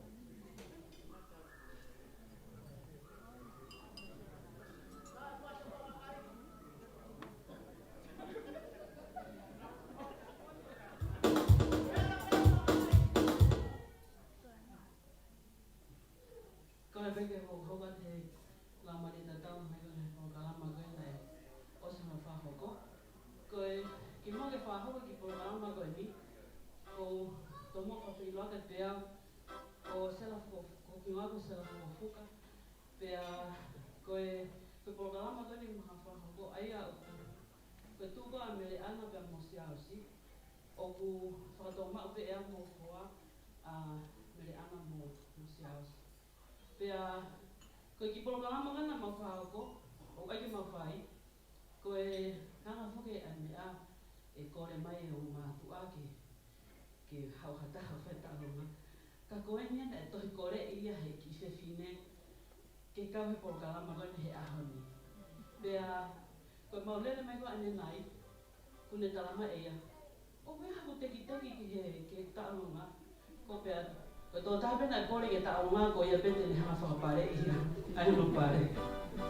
Pea, ko ia e mere ana mo si aosi, ko i kia mea te unga, mo ilo pe koe taini whaingata ai, ka koe kolope ke hau alupe, ke hoko ko mo ki katuni he ahoni ke mahu whiwhia. Koe ki oko mo tuwhiniu alupe, koe ki tola pita hawhi, he ilona a aunga atu kia te moa ko ia be malo. Lupe, o tala ho whasi. Lupe, tala ho tanto. Ino. Ai ka whasi beia. Hau beia te teke o lopeo a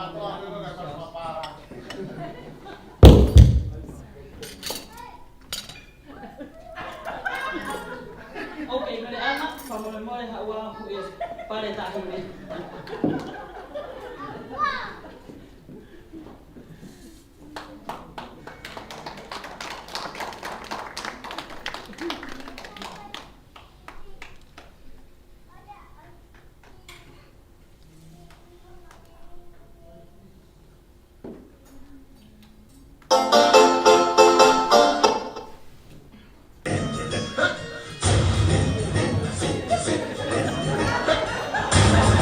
Yeah.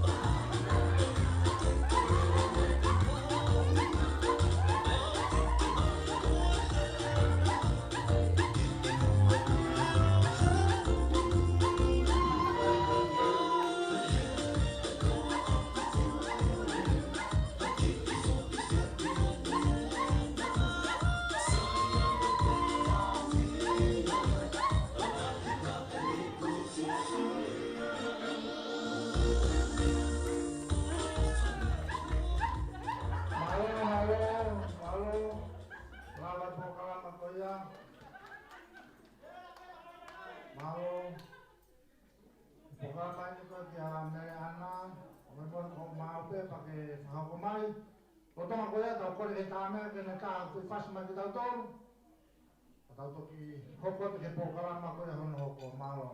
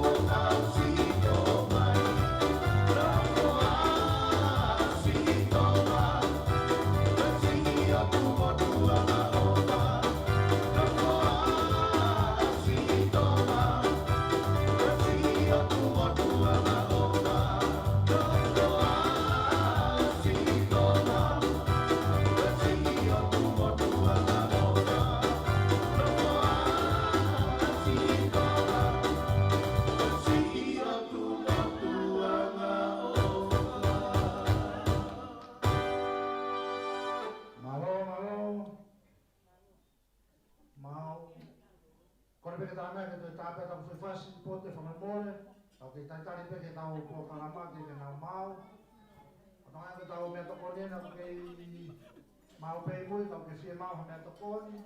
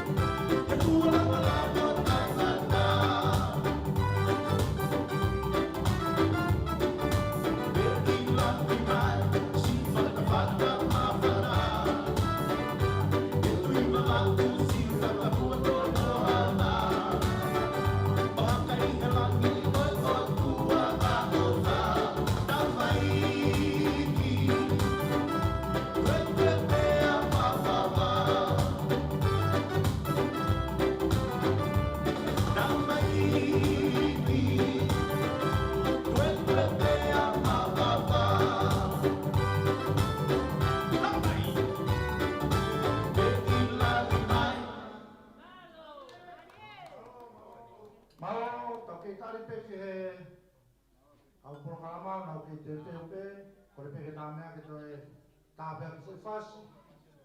Mo tau taitari ai pe ke tau programa hoko. Malo.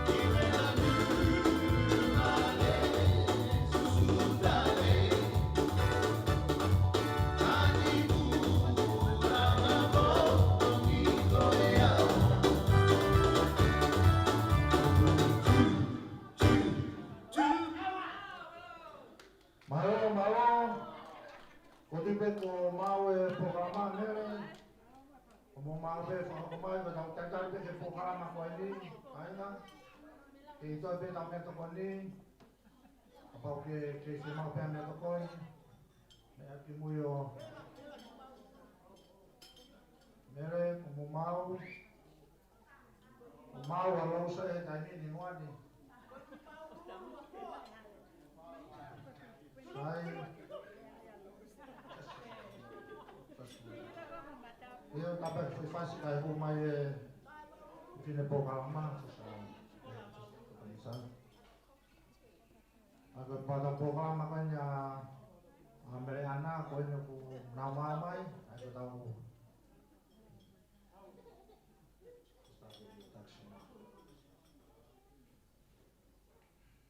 Halo.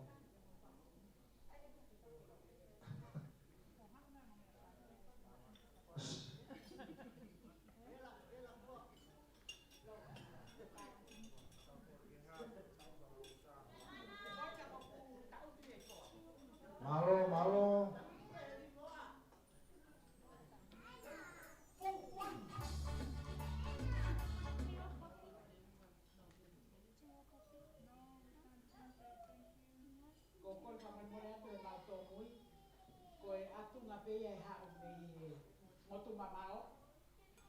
Mau ke kapal baka atau kita mai ke wafawa.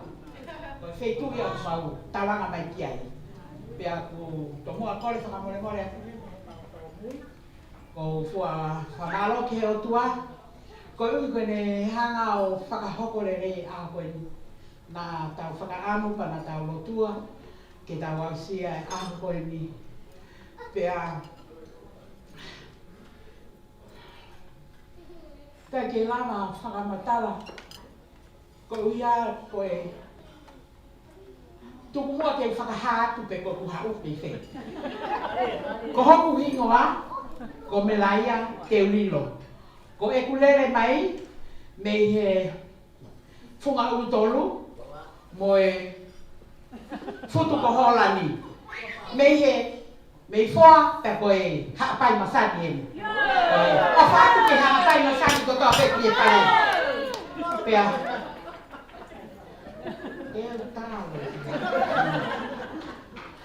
Mele ana, koe ahai nei te tonu ke hei whangawhae. Ke whae he mau whatongi a whakaosi ki a koe. Taru ho ke sisi, moho papi tau walu, moho tau ataha, moe mau lere. Ko ho amo, ngā ke whai whekau, na mau hia nipe mo whangawhae. Nā ke whoki mai na mau tahi tari peko. Ka neongo ia mele ana. O pule. Ai kolo nā kone hanga ta ofi ki nā tolu. Kai ke nā si lawa mai he ahau. Ke kau ngā fia mo koe. Ko au pēni. Ko au, koe lahi au ia mele lausa. Pea ko au beko lawa mai ke whakakakato. Ai whatongia o e whangawhae ke ki tahine koe. Mele ana. Mau ofana ia tu kia te koe. Ke taha si pinga, ko tuipe, e si o pea mia, pea tene mui pea. Mene ana ko kore ka te koe. Ko ke au ki e whamiri fo ou he ahon, pea ke ofa he mari, ofa he neo mātua, ofa hau mātua. Ofa he kulo moi pere ki ai api. Ko e mea kotoa te ai api, e ke taki mua pea i mire ana. O mau ofa atu kia te koe, pea ke alu koe na ko ke whakapoto-poto, ko ke alu o mao hoa. Ma o whalaia ka koe si asu. Pea koe tumua ke whakamatala ki he ki te unga o ki kaunanga koe ni. Koe mea penu kulawa he whangawhae ke nau whakamoi mai. Koe ki te unga ta olunga koe ni. Pea koe ki te unga koe ni na whakawholau mai ia. Na ngahi ia he whakawhae a mere ana o kuka ke nau lava mai. Ke whae aki halau kau a mere ana whakaosi mo ki mai tolu. I he aha koe ni. Koe a mere ana mau ha ofanahi atu kia te koe.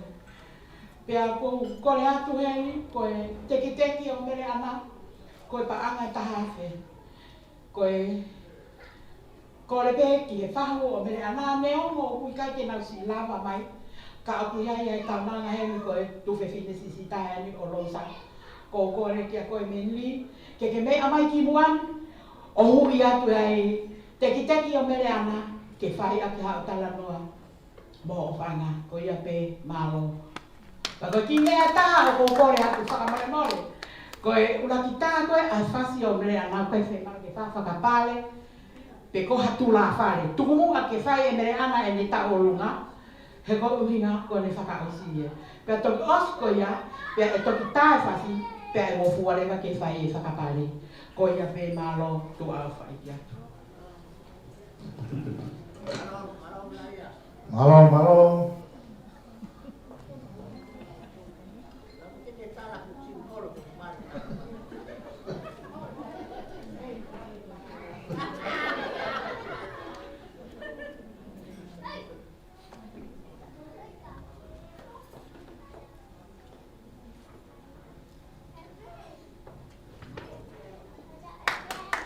Pas mai ai, pas mai ai.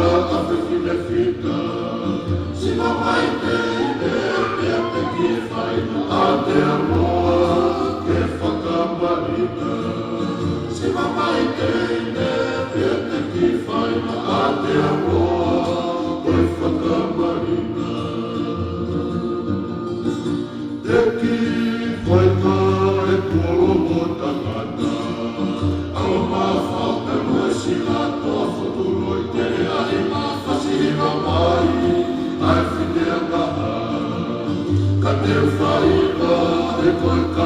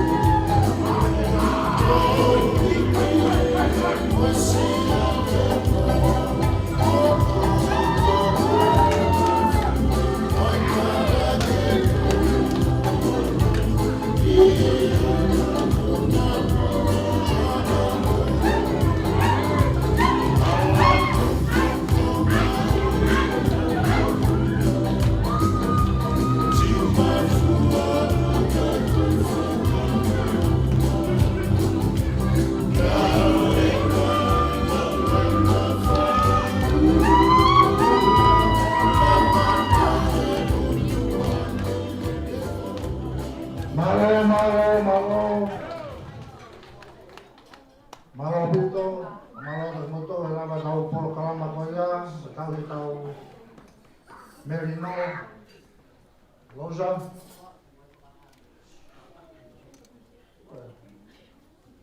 Sai, o tonga koe tau taitari koe ni ki he tau hoko o tau pokama whakaosi. He tau pokalama whakaosi. E whima ke tau ange mua ha pasipasi, pa me tau tāmea e pōni, he whiawhini. Nā tō nā mai hangai whasi, whakafo whakate tau tō.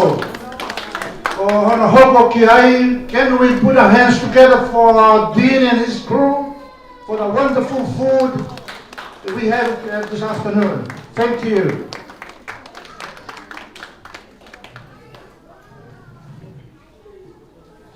Sai, koe taimi koe ni?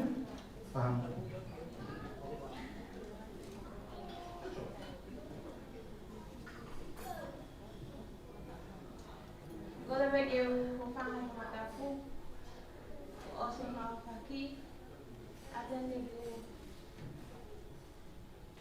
whakapapa ki piso pe, e hepo ka piso da kapa,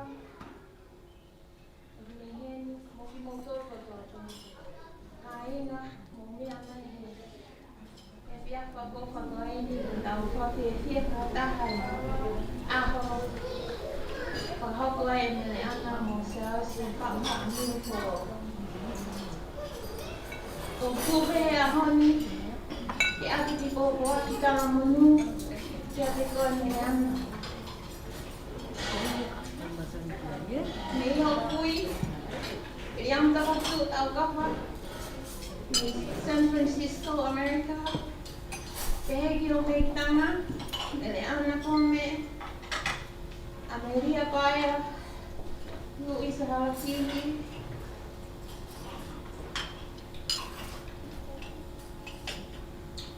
o mai no, o whalahi ki a te koe mea, o whapena ke maua a halelei a honi.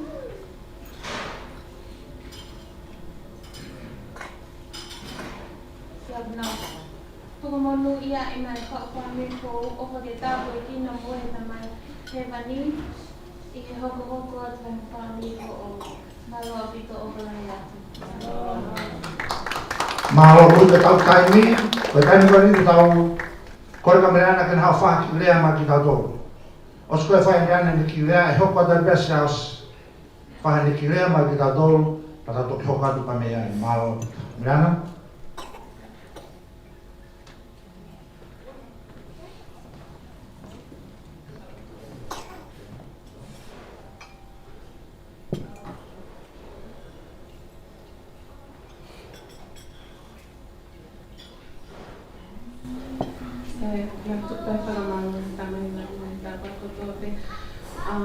No talawa house na he ahon ko ni la mama te ma hoko ko ha family fo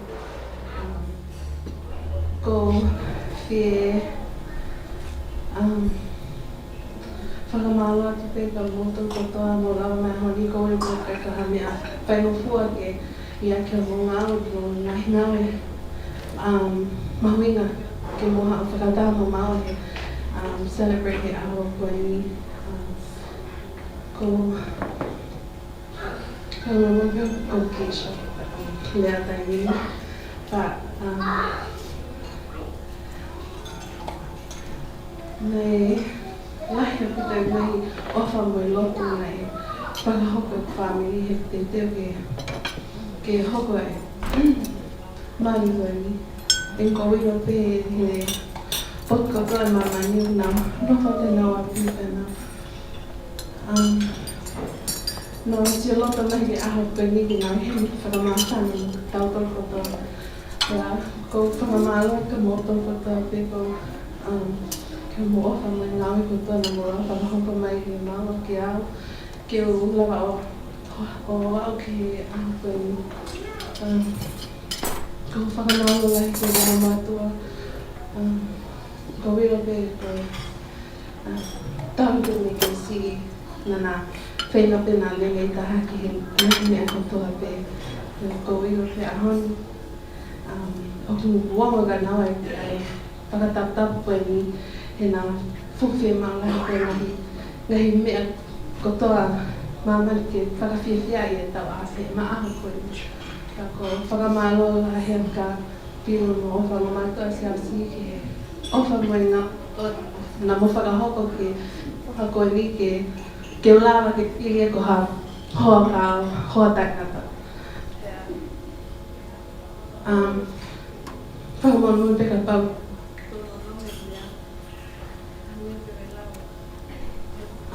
Auntie, ko wino pe oxia mai ko grandpa, I love you, and to my aunties Milana, Amelia, and Luisa, thank you for everything. All my family from Tonga, New Zealand, and everywhere, I love you so, and e kaipe te ngau homo ofa ko hina mo whai māu. Ko ilo pe whakahoka family for overly, te mā lawa ke continue doing good work because of the and lastly I want to thank my husband here beside me, Safoka, for choosing me to be your eternal companion and for being the priest of God to take me to the temple and seal out eternal family there. I love you and I love every one of us and yes, ko lea pe whai podcast. Mau murele, ngā mari ngani nge whakahoka te pe he whakahoka mene ana te tau. Tu mo whamaro pe ke tamase whani, ko ngā ka ha.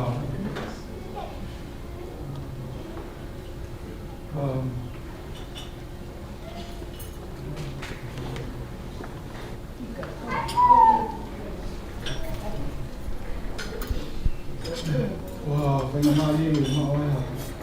Pine mui ana ma o te au i si a ia te mui. Ko te mea mo ngā tae na au i whako e au ni. Whamaro ke Amelia ana, mori mo oisa e whainga mari e nā tuku mega te au.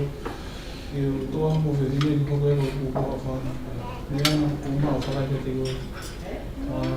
Ko whamaro heni ke whamia Amelia ana mo lawa nā ko ni. Ko te hanga mea nā ranga Amelia ana, kana mea whai mo fua ke tuku mo taimi mo ngaro mo mai whaniri.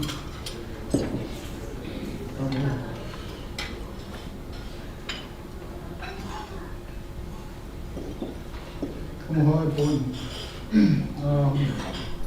no oko o que foi uma que família mas imagino que vai o lava o homem que vai ver já o ni o que tá bom mas o imã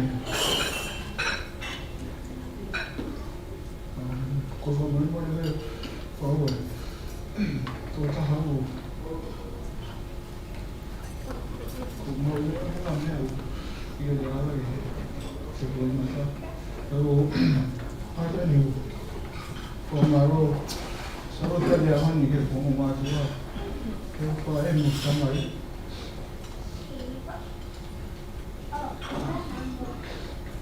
Ko panei kai mo ua nei, e o malawa hau. Uleo pe o hana ke ki mua ma ki whamiri.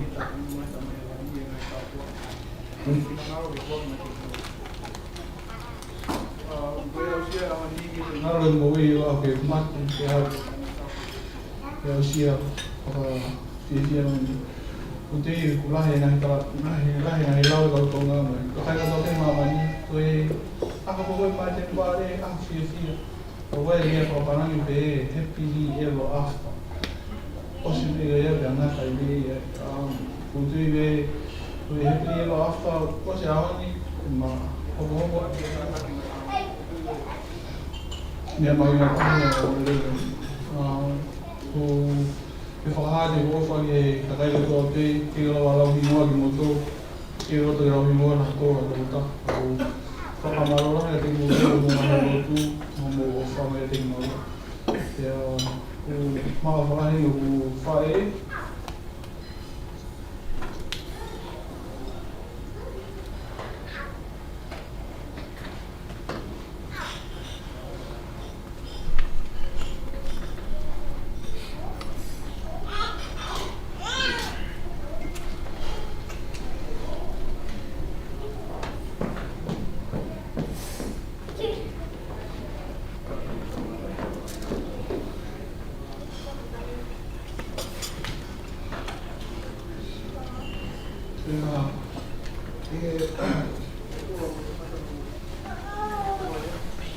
Even Maui and Mama, you would be told how we are.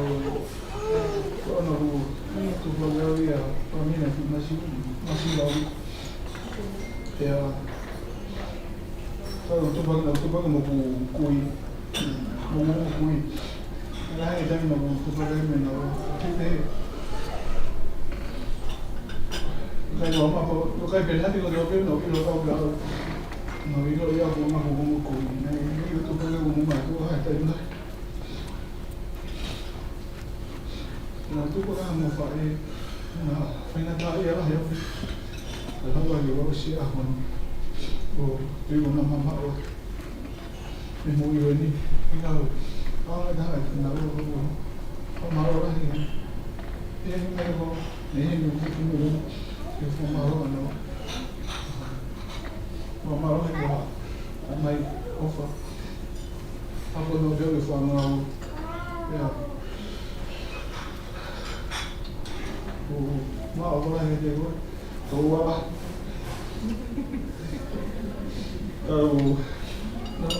no mo pe ta wa ma ho ni ko en ma ne la ko to pe ni o ti kamai to wa na pi so ni au be dai ni da wa ni te ta ra mo le do la ta mai ko to wa ya pi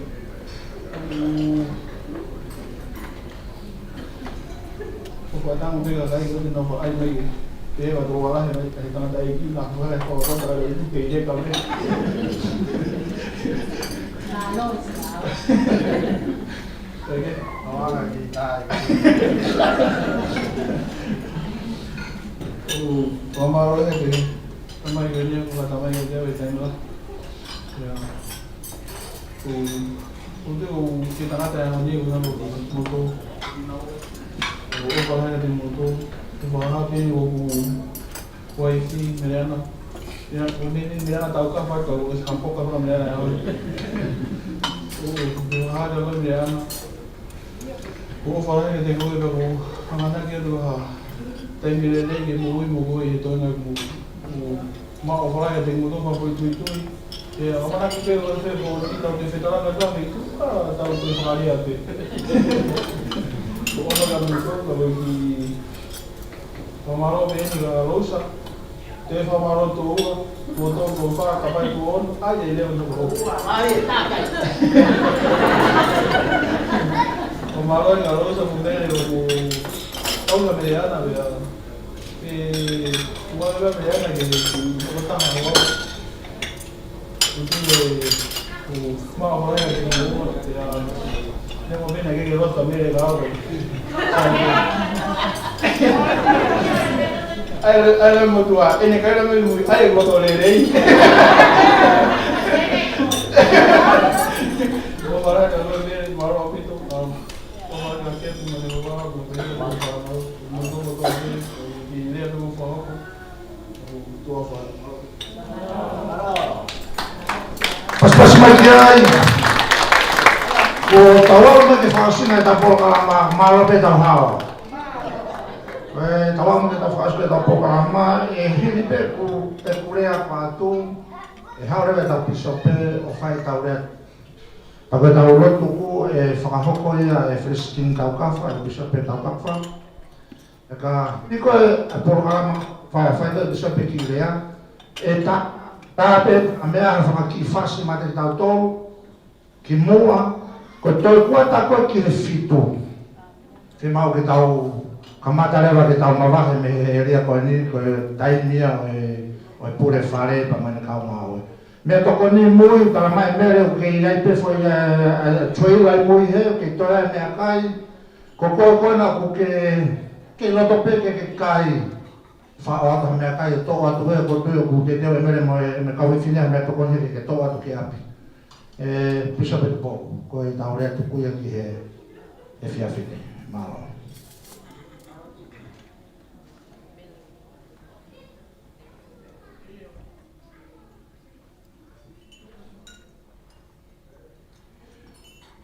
kore ke u whanga atu i he ngai tala whakatapu tō pe ka tā mō koe whainga maari koe ni ko tuku mai e whamiri ke u whatongia aki ha lia tuku ma ki tau tolu i he whia whini.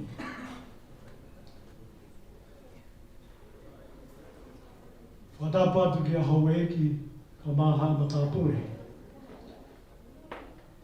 Whatapatu ki hata glotu a pehe ki e sola mo e volangi. O talo nuku mai ki e whetu koeni i hoa tā e whiaf koeni.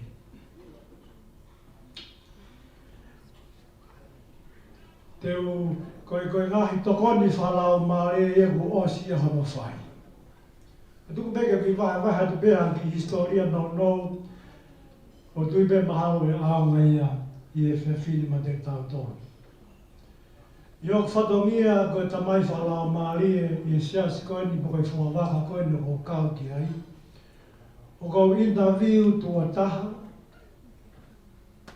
ke tua ua a kau tau taha koeni hange ko siasi pia mo me ana.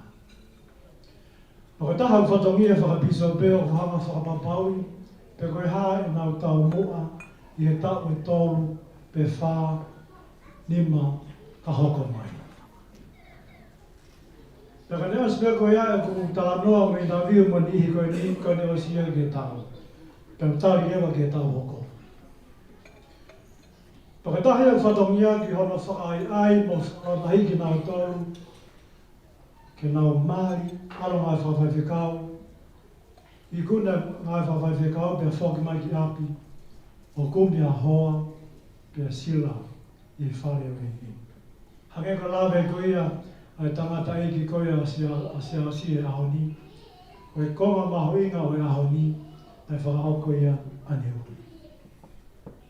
Na koa tuena whakamalo, roto honga mo oni ki heo mātua a mere ana, e pēke o mātua siasi ko e tauhi whānau rei, o mau whai, o tau mātai a e whiaf koeni.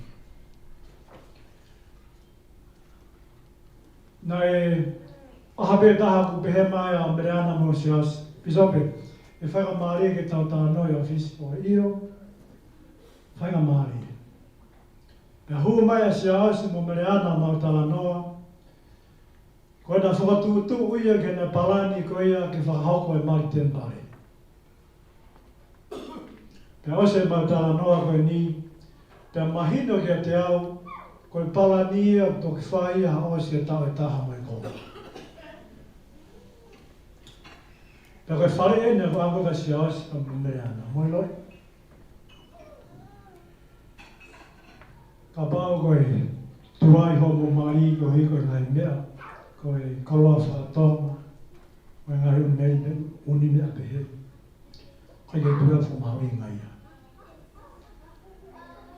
Ko hia ku hoko e ngahi mea koe ni ka inga, ke ne hanga o whakatuai iai a parani mahu inga koe ia, ko teu teu i whine mui, a mo tala mō koe ni. A ko whakamalo ke hako mai koe ni, a whuto o mahaki koe ni. Ko roi, o hoko tau mahaki koe ni ko tāpua. Kai ke tau tue sio ke whukamai whumea whakatonga koe ia, a honi tau si ke very simple. Kai ke tue whaha, mōre. Ke osea te tau kātoanga ko ni, pe alo e ni hia mohi whia maari, ka ale ni hia mohi, koe whakaka hoa e whu mano ke tā. Koe ka nei mea whakatonga ko ni, o tā wha ngāwe aki. Ka koe loi koe hoko mai e coronavirus koe ni ko tā puakia. Ke tau sio, ke very simple koe ia, o whahawha tongia o tau whai i e whiaf koe ni. Se asi, pia mo mere ana, o ko whakamaro ke te moa.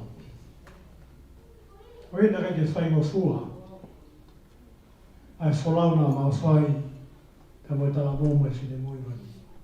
Whai hono pou aki, whai hono pou pou, whai hono teke, ia whai ame pe maan. Whatoda whanua, ai whenga nana whai. Ai mai tau noe mo me ana pia mo siasi, tau mai me ana siasi, pisope, o kuma au kai i he wiki katoa pe. Oe whaunga pe ia. Waiki, koka wholofola ko whie lawe ki ai te au tautiki lawa. Ie whakapālangi pehe, cleave unto her and none else. Iona whakatonga, Piki tai kia te ia, tai kai o tō tāke. Saos, ka mo mele ana, ia ahoni, ko mo whai e whuakawa ko ia. Ia so sa e dihe mai ahoni, ko lahi au pito e mai whamiri mau mau. Ko haa anuhi ngā. Ko hiwa ke ofa mele ana e se asi, ko hiwa se asi.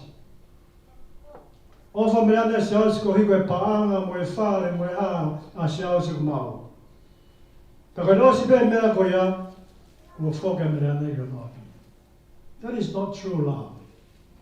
And today, Meleana, I want you to love Seosi for who he is, but not what he is. Seosi, I want you to love Meleana for who she is, but what not who she is. In our society today, there is many broken family. Many broken family. And you have your reason, and I have my reasons about those things that happen. Ako mea na kukora Meleana. Kaya haaho te ke roto mamahia I o hoa. Koe pene whahoke. Koe tau hake pele mea na te whoni mere. Koe na make tau maa mere ia heke mea pika Meleana nāu nāu. That's not the way. Ka pau ke ofe se aosi, no whamau ia se aosi, pe langa hamo mo uia ka laisi, he koe whonga pe e tolonga ai o tainga. Ai haunu tau sio, o speki pāngai hoa, ko alue o whāngāia. Taka koe o whāngaloi pe ia. Ka inga, tau whoke he la honu, whemau ke whakawhau e tau mai whakawa. Whemau ke tau whahao tau mai o whangā, tau o whamoni ai. He o hoko pe, e ngai la honu e paraparema, I e nofo mai, koe tau tata whanga. Ea ki motua lahi au, tahi vai wa whaa, nā ngāu e telefon, e kamsan whitu tā ki tonga. Hoa tā e taha, ku tāwangi ta, ki ko nia pēr mai ngāu, nase. Pake tok whoka te pasi api, kua wan te aroa mai. Tā whai te whai ke kia ki loi, koe ki whiwhine una mai, u lahi ke masi e ta e taha tolo ai. Koe ki tahine ko ni ke sipe. Au bēango, tau ki te aula ko mea taha mo tau, pe aula ko mea taha te o whai a koe. Mai whanga mauri e tau e te gania na alki no sila nofu ai. O se tau e ona na nofu mai, tau mai tau e te koe ni, ko aule hoa aia. Harana pe koe e uru, pe a maare wa whine mo toa e lue mue so pingi, pe alu ia. That's not true now. O whaama peka inga. Meleana, e mo siawasi, e mo mana tui rei. E ngai pōpō, e mai ngai pōpā, e tau tā noa ko inga kasi. E tū loe mo whaamri o tāna. Whaamalo atu hei, te mo tō tō pē, koe ofa. Kia mo mea koe ni. Seosi, I trust Seosi so much, and I trust Meleana. Ko Meleana, ko Seosi, ko ongo whaiwhekau māroro mai peha wōti, ko laui tau, e na osi mai, tona ke I mālohi peha wōrelei. Wai ni I, ko nā mōre atu, o I peha tātou kama, e ngai mea whakai māmani. O whakai tātou kina I tātou he ao, I e whio I tātou whai, whamaro atu koe whenamari o ma, e whai atu koe ma te tautore e te whin. Whamaro heni ki e kautau mea, ka ngai whaspa whawha, o whawahi e whiaf koe ni, e tau whiwhi ai, I wafisu koe si, amen.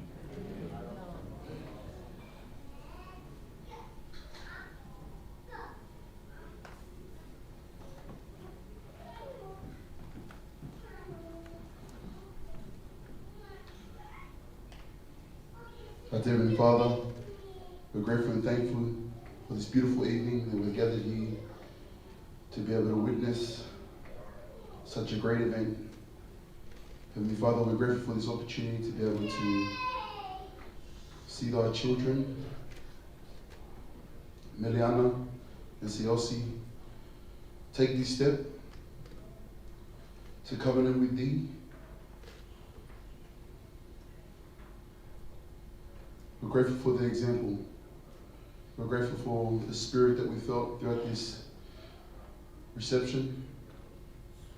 We're grateful, Heavenly Father, for the parents of Siosi and Meliana for teaching them the right ways and teaching them the gospel and teaching them to this point where they're able to make a covenant in the temple. We're grateful, Heavenly Father, for the opportunity to be able to enjoy each other's company. We're grateful for the joy and the happiness that we've all felt and experienced through the Holy Spirit. We ask the Heavenly Father at this time, as we come to a conclusion, to please bless this young couple, that they may continue to remember the covenant and the promises they made in the temple, and that they will continue to keep our commandments as they start their new family. We ask the also Heavenly Father to please bless the families, that they may continue to support and help Siosi and Meliana in the right direction. We ask at this time, Heavenly Father, to please guide us at this time, as we all may go back to our homes, that we may arrive safely, and no harm and danger may fall upon us. We're grateful for all that you've done for us. In the name of Jesus Christ, amen. Marobik. Wa o mai fa so ta ko ma ta ko pe ka ma ke ne ta no da to ko ai fas mi de mo fulu me hen la ma ta la ka ta o ko tu ka to me he na o pare ko ni marobik.